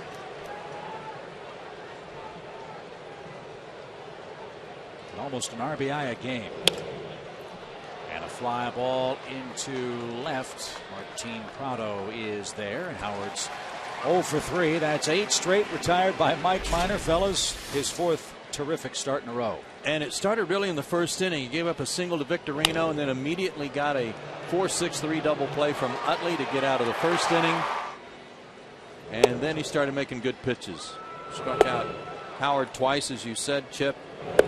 He's got 6 in all. Head in the count, got Victorino to chase one up out of the zone. He's been terrific tonight.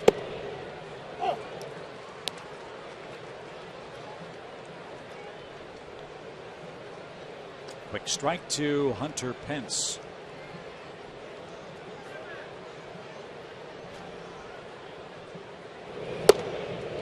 Would the Phillies dare trade this guy if they fall further back in the East? I think he would be made available. Yes. As it now stands, the Phillies last place, 14.5 games out of first. I just don't think that they feel like their ball club is anywhere what it was even 2 years ago with respect to being a dominant, overwhelmingly dominant team in the East, and that with their payroll next year certainly going to exceed the tax level, the revenue, what's that? Luxury tax. Thank you. I think they're willing to pare a little payroll, and that includes Pence. That might include Cliff Lee. Certainly includes Victorino. And the Phillies general manager Ruben Amaro is with their ball club. Again, the deadline is the 31st. The Phillies and Braves play one more here tomorrow, and then they head to Washington for 3 games with the Nationals. As we said, they're in last place, 14.5 behind Washington. They're 10.5 games behind the Braves for the wild card, and a ton of teams to pass. And that's their biggest problem. It's not like they've got one team to catch. Pence couldn't catch up to that Minor pitch. 9 in a row set down. That's his 8th strikeout. And we hope you'll join us at the ballpark starting Friday, August 3rd through the 5th. The Astros are in town. Enjoy Ultimate Kids Day on Sunday with free Scouts Alley games, a pregame parade, and free museum access. Visit Braves.com/tickets. Call 800-745-3000. The Astros, by the way, are having an awful time of it. They are 2-24 in their last 26 games. Yikes.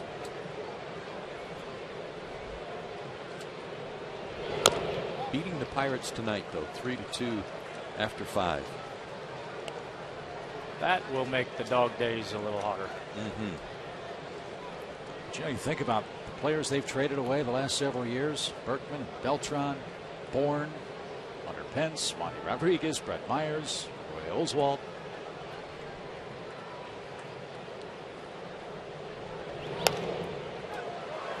And next year, of course, the Astros are going to have a very young team. And they will move to the American League West, where they'll have to compete with Seattle, Texas, Oakland, and the Angels. It's not going to be any easier for the Stros.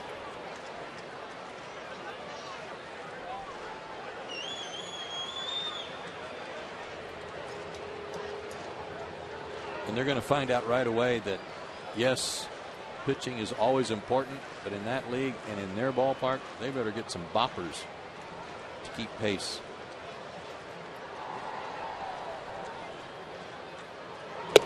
Swing and a miss.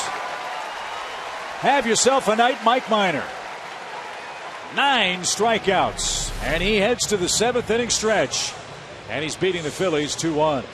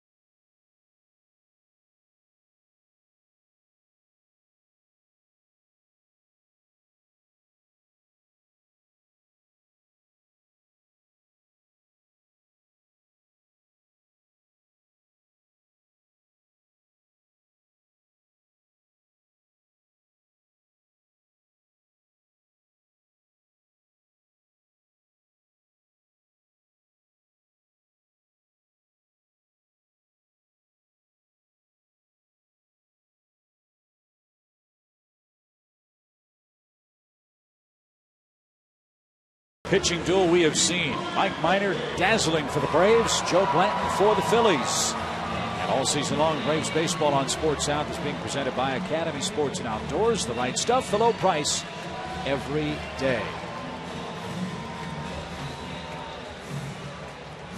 Joe Blanton entering his 7th inning of work, and that's a milestone for him. With 7 or more innings pitched, he's undefeated this year with an outstanding ERA.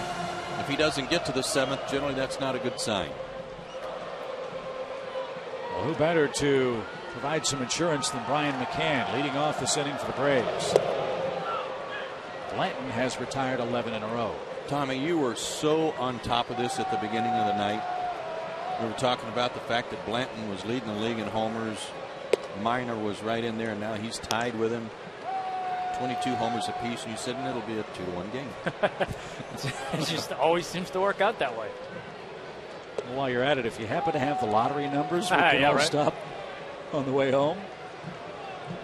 Now both guys are pitching well coming in, and they're throwing strikes and getting after it. Run, Brian. Well, oh, Howard dropped it at first.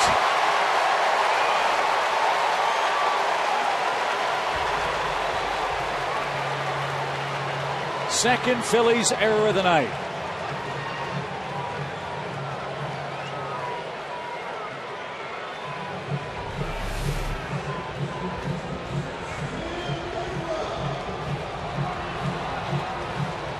That wasn't a sinker. No. That was just a clank. Yeah. Closed the glove a little too soon.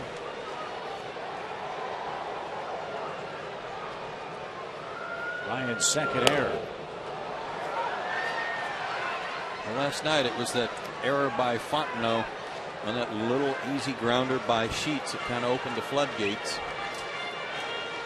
And Tommy, I would imagine another one of those lessons in perseverance for Blanton. Instead of getting an out, now you've got a man at first. You're in the stretch. And a liner toward Utley. The throw won't be made back to first as McCann, good base running, is still aboard. 1 out.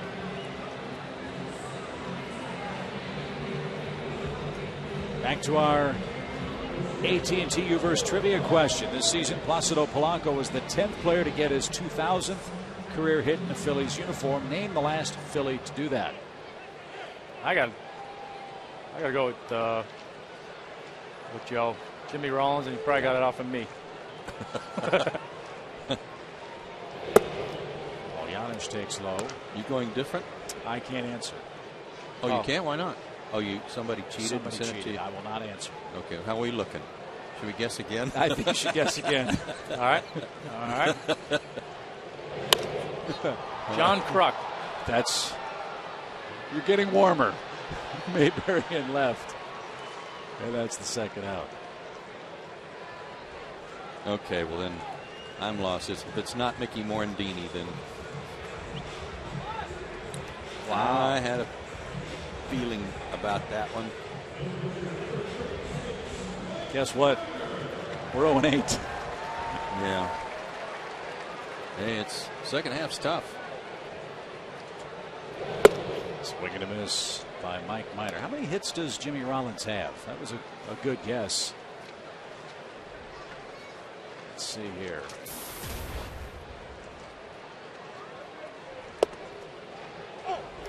Jimmy Rollins coming into play tonight, 1,969 hits. Oh. So he's 31 away from 2,000.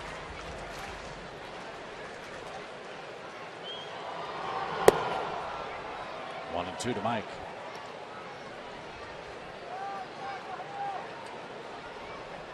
Bottom of the order up for the Phillies when we get to the 8th inning. Braves bullpen is stirring just a bit as Minor is caught looking. Boy, these two pitchers are putting on a clinic tonight. That's 7 Blanton strikeouts, but he's down a run after 7.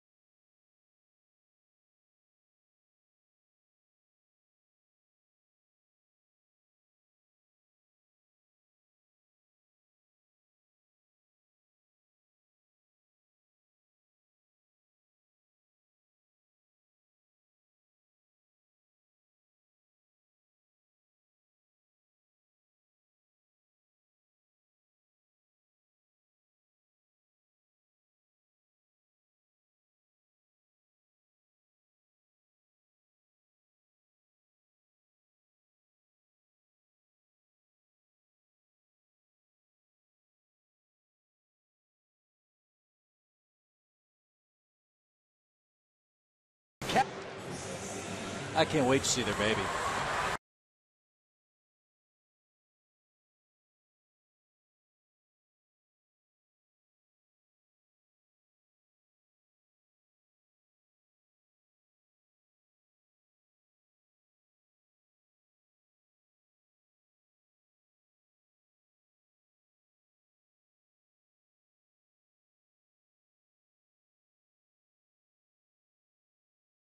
Part by Academy Sports and Outdoors, by Georgia Power, and by Ram Trucks. Hot night in Atlanta, and the pitchers have been awfully good. Blanton and Minor in Game 2 of this series, and we'll wrap things up tomorrow with another pitching treat. Art Jamison in probable starters. How's Roy Halladay been pitching since he came back? One good, one bad. He got clobbered last time, I think, right? Yeah, by Milwaukee. 6 innings, 8 hits, 6 runs. 2 starts ago at St. Louis, only went 2 innings. Oh, wait a minute. That was before the yell. Beg your pardon. So only 2 since he came back. John Mayberry leads off the Phillies' 8th.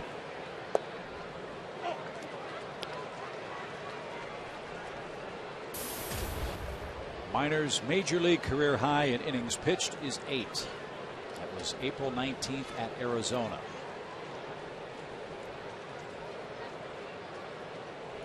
You're seeing just how effective, guys, he can be with good command. That was only Mike's 90th pitch, and he's through 7 innings. He's been efficient. He's pitched smart, you know, and can't imagine his game plan was much different than what he's doing here. So he's done a great job of going out there and executing what he's wanted to do. Mayberry drives that ball foul, and it's still 0-2. And when we talked about making adjustments and what do you do the second time through, the third time through. I think one adjustment he would make right here, the old rule of thumb: 7th inning on, you don't get beat inside. So if you're going to go inside here, you got to go in for show, push the guy off the plate. Otherwise, if you're going to get beat, make these guys beat you to the big part of the ballpark. A good change up there away.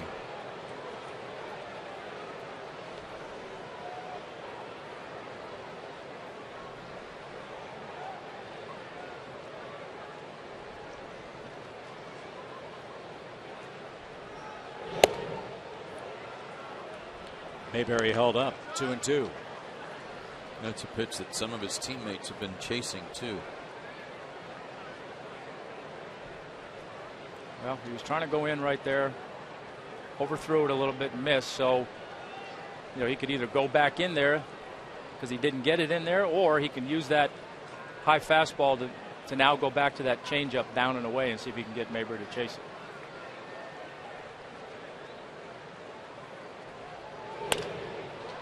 That ball's hit to right. Jason on the run and makes the play. Here's what I'm talking about with the high fastball tonight, kind of a riding fastball that's really worked out well for him. Check it out.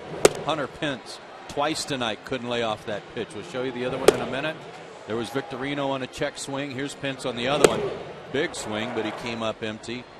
And then Wigginton last inning. That one wasn't quite as high, but it was up and out over the plate.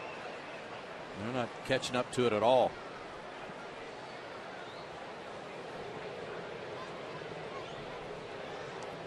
Eric Kratz, the catcher. There's the high fastball.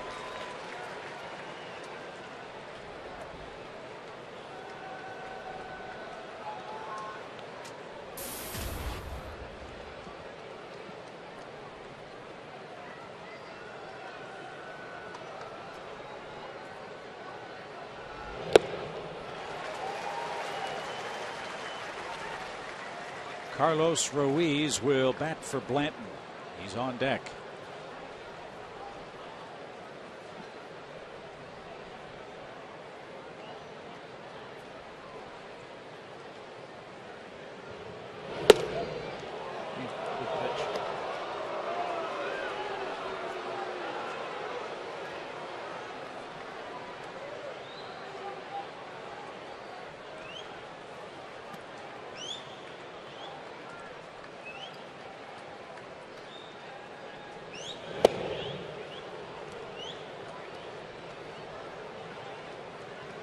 Two balls, 2 strikes.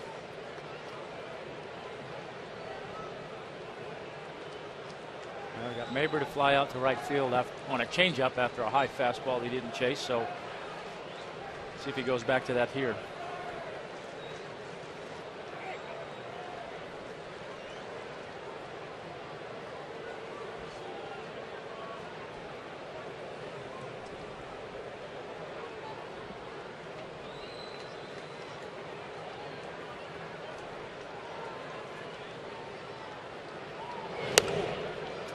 Popped up. He jammed Eric Kratz. And he's retired 12 in a row.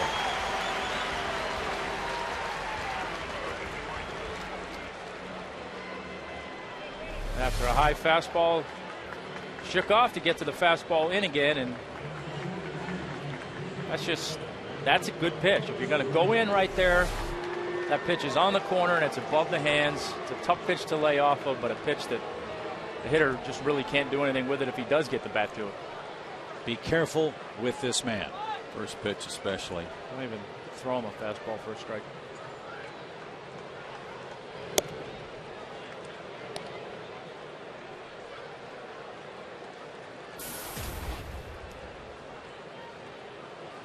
An all-star season for the Phillies catcher.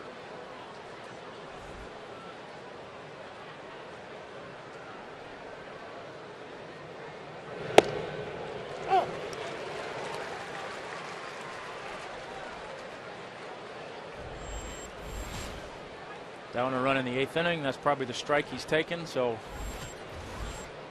now make him hit something else.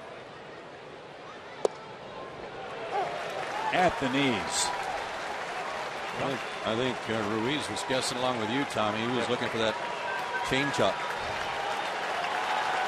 World of possibilities now. 1 ball, 2 strikes.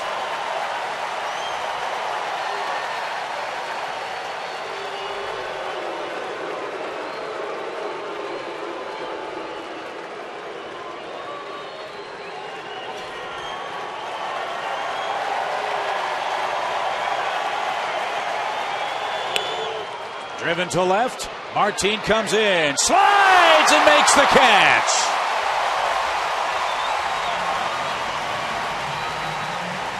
Great play. And 8 magnificent innings out of Mike Minor in Game 2 against the Phillies. 2-1 Atlanta.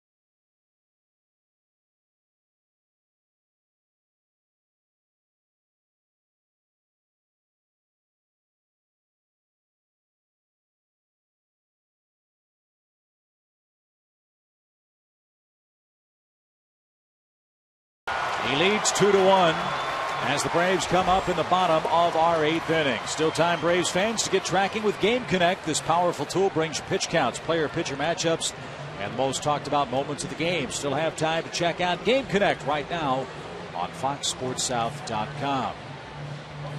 It's 9 o'clock, and you look at Antonio Bastardo on for the 41st time for the Phillies. He's been the lefty that Charlie Manuel goes to as a setup man almost all year long before getting to Jonathan Papelbon. Right now his job, while not in since they're not in the lead, is still in the role of hold him right there. Low 90s fastball and a good slider.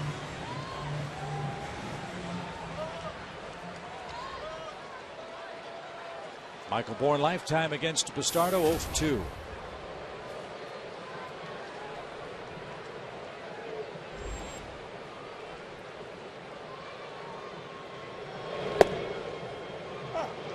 Strike 1. For all the good work this Phillies bullpen has done recently, he's been one guy that's struggling. He's given up 14 runs in his last 12 innings. That's why that ERA's ballooned up from what it was Don't you think, too, guys, the absence of Roy Halladay has affected their bullpen adversely?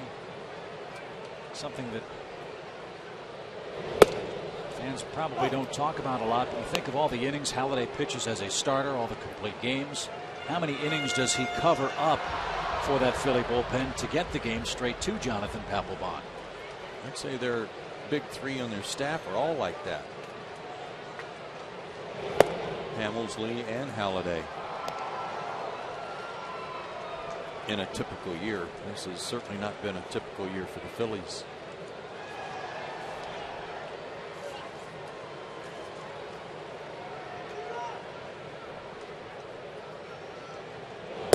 If you had said that at the end of July Cliff Lee would be 1-6 for the Philadelphia Phillies,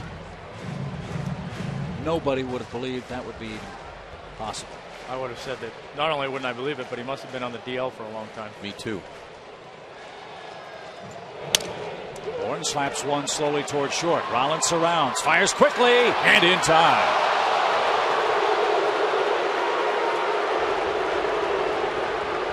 Bang, bang play. No argument by Bourne. One out in the Atlanta eighth. I didn't think Jimmy Rollins had a chance. But a good play. Yeah, he played it perfectly. He came around the ball, got himself in a good position to make a throw. Didn't waste any time with the transfer, and still was a bang bang play. Good call by Gary Cederstrom. Got him. Martin Prado looking for his 37th multi-hit game of the year. He singled in the first and scored the game's first run. He too looking for his first career hit against Bastardo. Martin is 0 for 5. I'll break out of that with a little solo shot right here.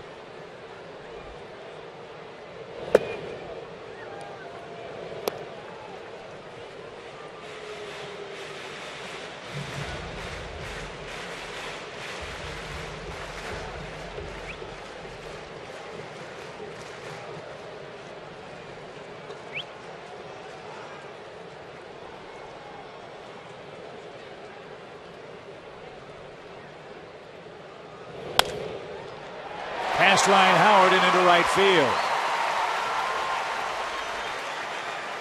Bookend singles for Prado. One in the first, one here in the eighth. And that's a very big potential insurance run aboard for Atlanta.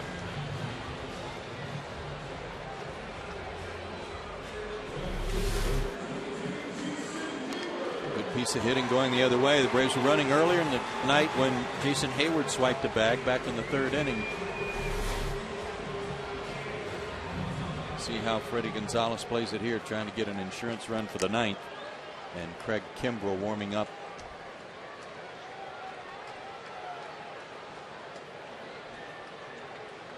Jason 2 for 3 has the big RBI of the night for the Braves. That was a single in the third. That scored Michael Bourne. And a quick strike.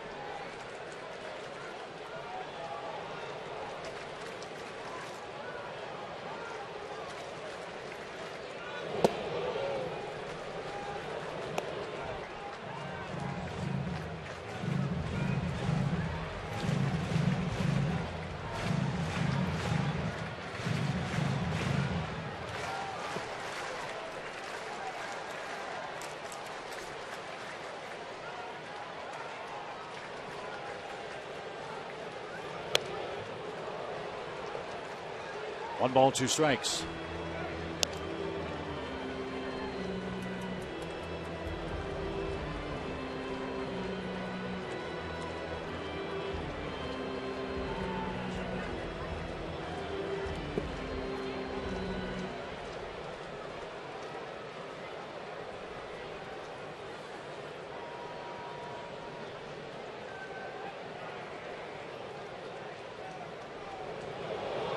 Bastardo may have him picked off, but no, Prado escaped the tag of Rollins.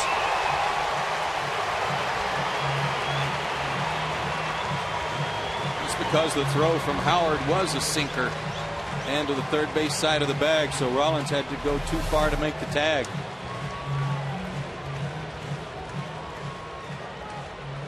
Kind of two mistakes there. Bastardo was a little bit lackadaisical getting the throw over there once he saw Martin going, and then Ryan Howard's got to clear himself a little bit more so he doesn't have to throw around Martin. And he threw around him just enough, like you said, Joe, throw that good little sinker, and it was all Martin needed. Could be a huge play. A hit means a run. And Hayward looked at that one up and away. 2 balls, 2 strikes. 2-1 Braves. Were in the 8th.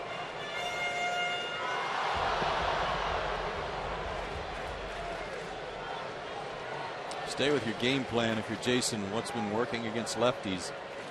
And that's thinking about left center field and hitting the ball up the middle. He's done a great job with that. And with Jimmy Rollins playing right behind Prado at second, there's a huge hole between short and third if Jason can fill it.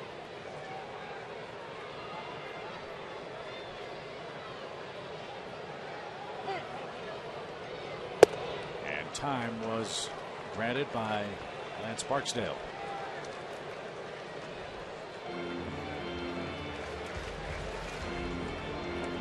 Well, again, assess the landscape. We talked about that last night with Freddie Freeman. Same goes here.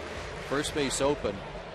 The run they're trying to keep off home plate is a guy at second. They don't really care about you right now, and you could help set up a double play ball. So factor that in.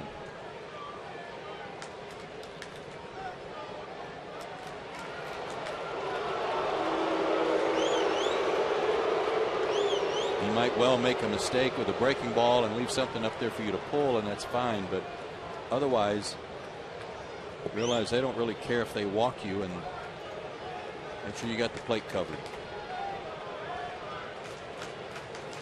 2 balls, 2 strikes.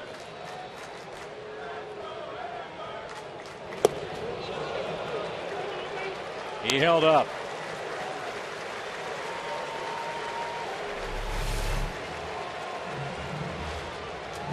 He stopped, no doubt about it. Not even close. Nope.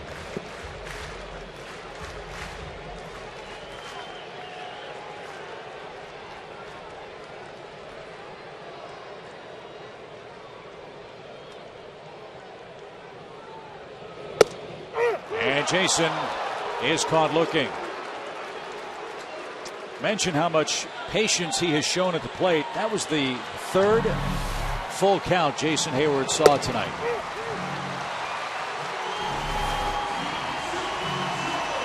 A big second out for the Phillies, and it brings up Chipper Jones. And they won't let him swing the bat. Not as hot as he's been.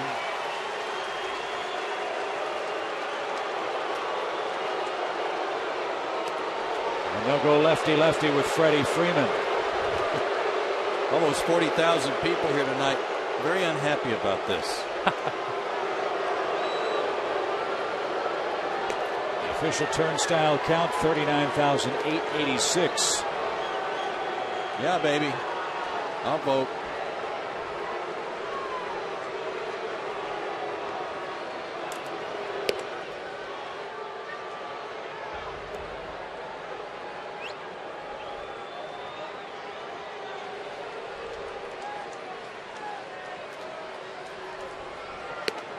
Freeman walked with 2 out runners in scoring position in the first inning. But remember what we told you, he's hitting .390 in this situation despite his struggles against Bastardo.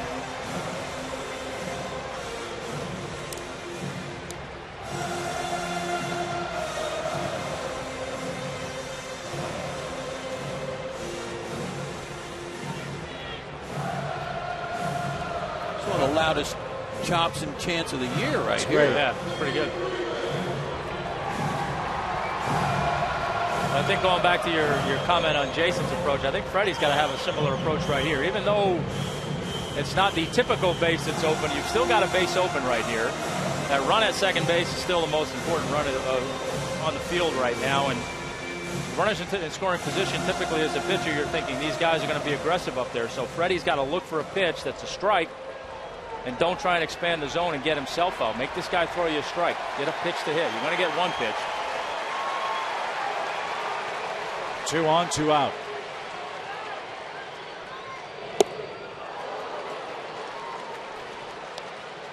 And Freddie a little disgusted because I think he got a real good pitch to hit and just swung right through it.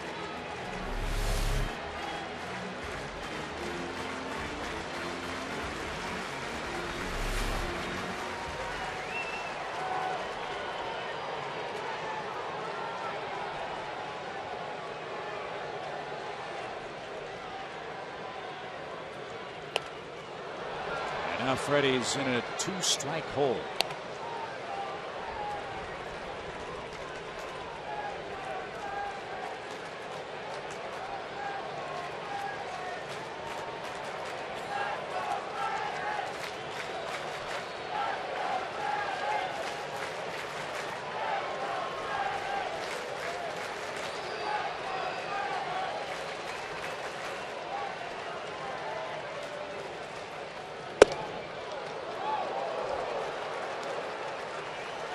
One and two.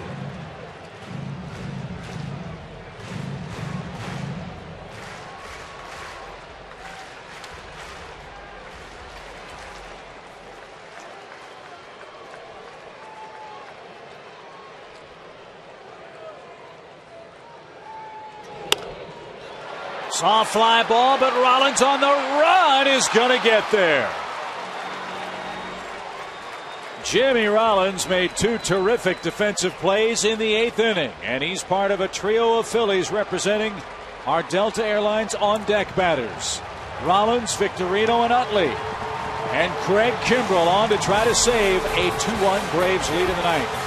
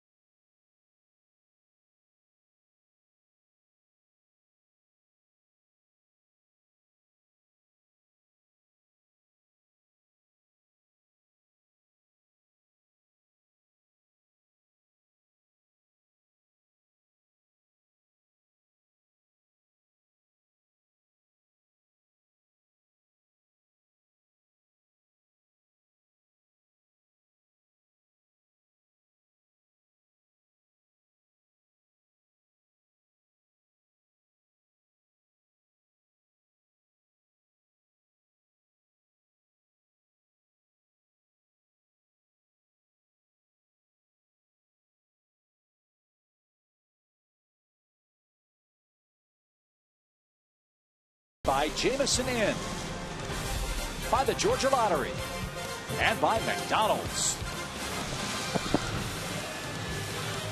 That tells you all you need to know for inning number 9. Craig Kimbrell is on to try to save it for Mike Minor.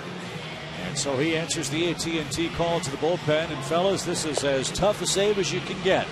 Top of the opponent's order and a 1-run deficit for the visiting Phillies. He's going to earn his money here tonight, no question about that. Like I say, top of the order, 3 tough guys, and no margin for error. So should be hopefully an uneventful inning, but an exciting end. 3 days of rest too, so he'll be fresh. You just hope in some ways he's not too fresh because he's been lights out. This year, Craig is 2 for 3 in save chances against the Phillies. He has struck out 6 men in 3 innings.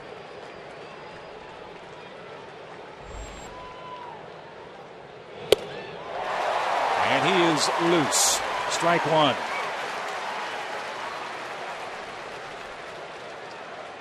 Well, they've been chasing high fastballs all night. Going to be tougher to lay off of it on Kimbrel.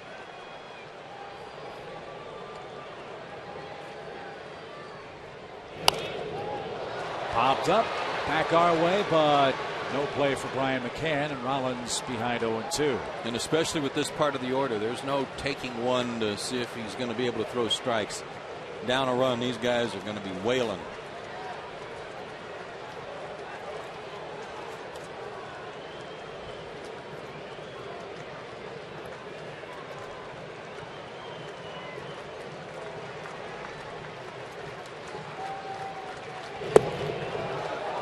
Going outside, 1-2 to Rollins.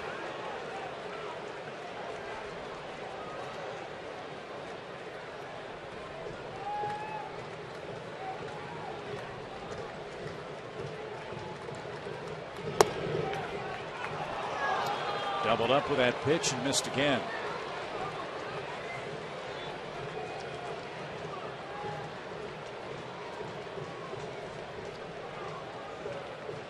"21 strikeouts in 14 1/3 innings in that line of work against the Phillies for Craig in his career. But 14 walks, and 3 of them have come to Jimmy Rollins, and he's gone from 0-2 to 3-2.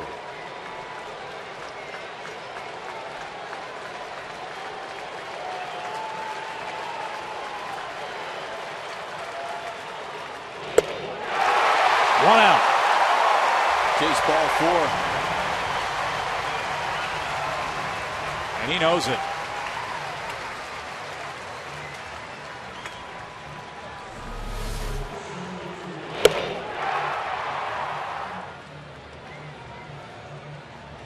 But knowing he was going to get a fastball and got it, hard to lay off. Every Brave player on the top step. Watching Kimbrel try to finish off the Phillies. Here's Victorino. Ball 1.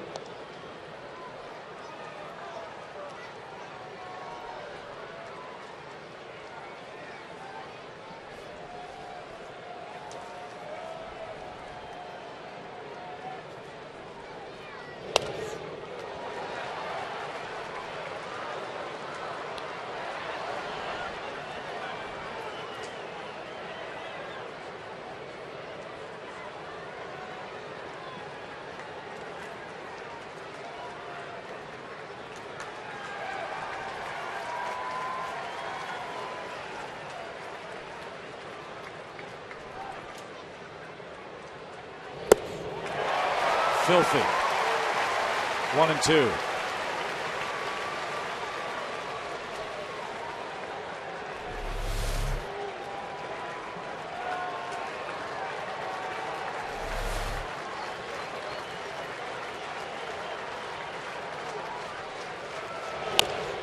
Slow roller out towards short. Giannis has it, has to hurry, and got him. 2 down. Smart play here by Paul. He knew he had a fast runner, and he knew he had to hurry, but he collected himself right there and then got rid of it rather than come in and just wildly make a swipe at the ball and maybe overcharge it. That was a heads-up play by the shortstop. But one last big obstacle to get, and that's Chase Utley. You saw that short, powerful stroke earlier tonight. Let's see if Craig can finish it off here in the ninth.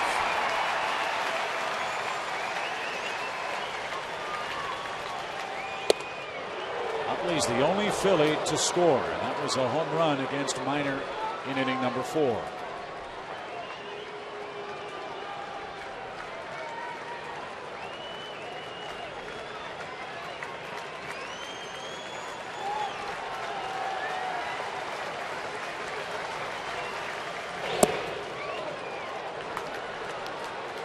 Balls, no strikes. I think you're a little bit different approach here. I think we're Jimmy and Victorino. I think we're a little bit more apt to go up there and try and ambush. I think Chase is going to be a little bit more patient, play it a little bit more by the book, and look for a strike because he's not going to be afraid to hit behind in the count. And now with the 2-0 count, he's probably going to be even more selective. Pulled just foul past first. So quick. Just so quick. 97, turned on it with ease. Of course, 2-0. He knew what he was going to get. He was ready for it.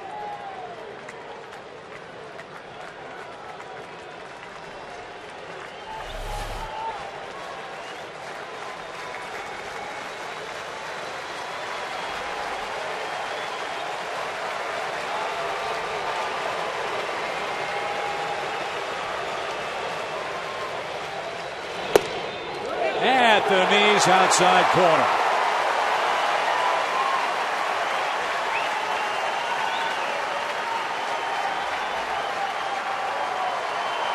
He's got to look fastball and adjust. Let's see if they go to the slider.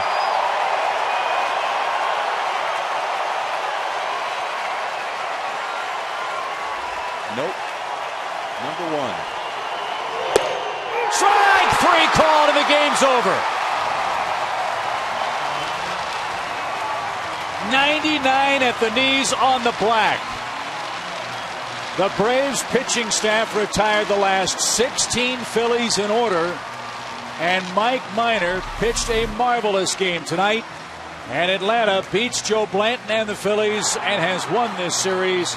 Tonight's final 2-1. What a great pitching night at Turner Field, and we will recap it for you right after this.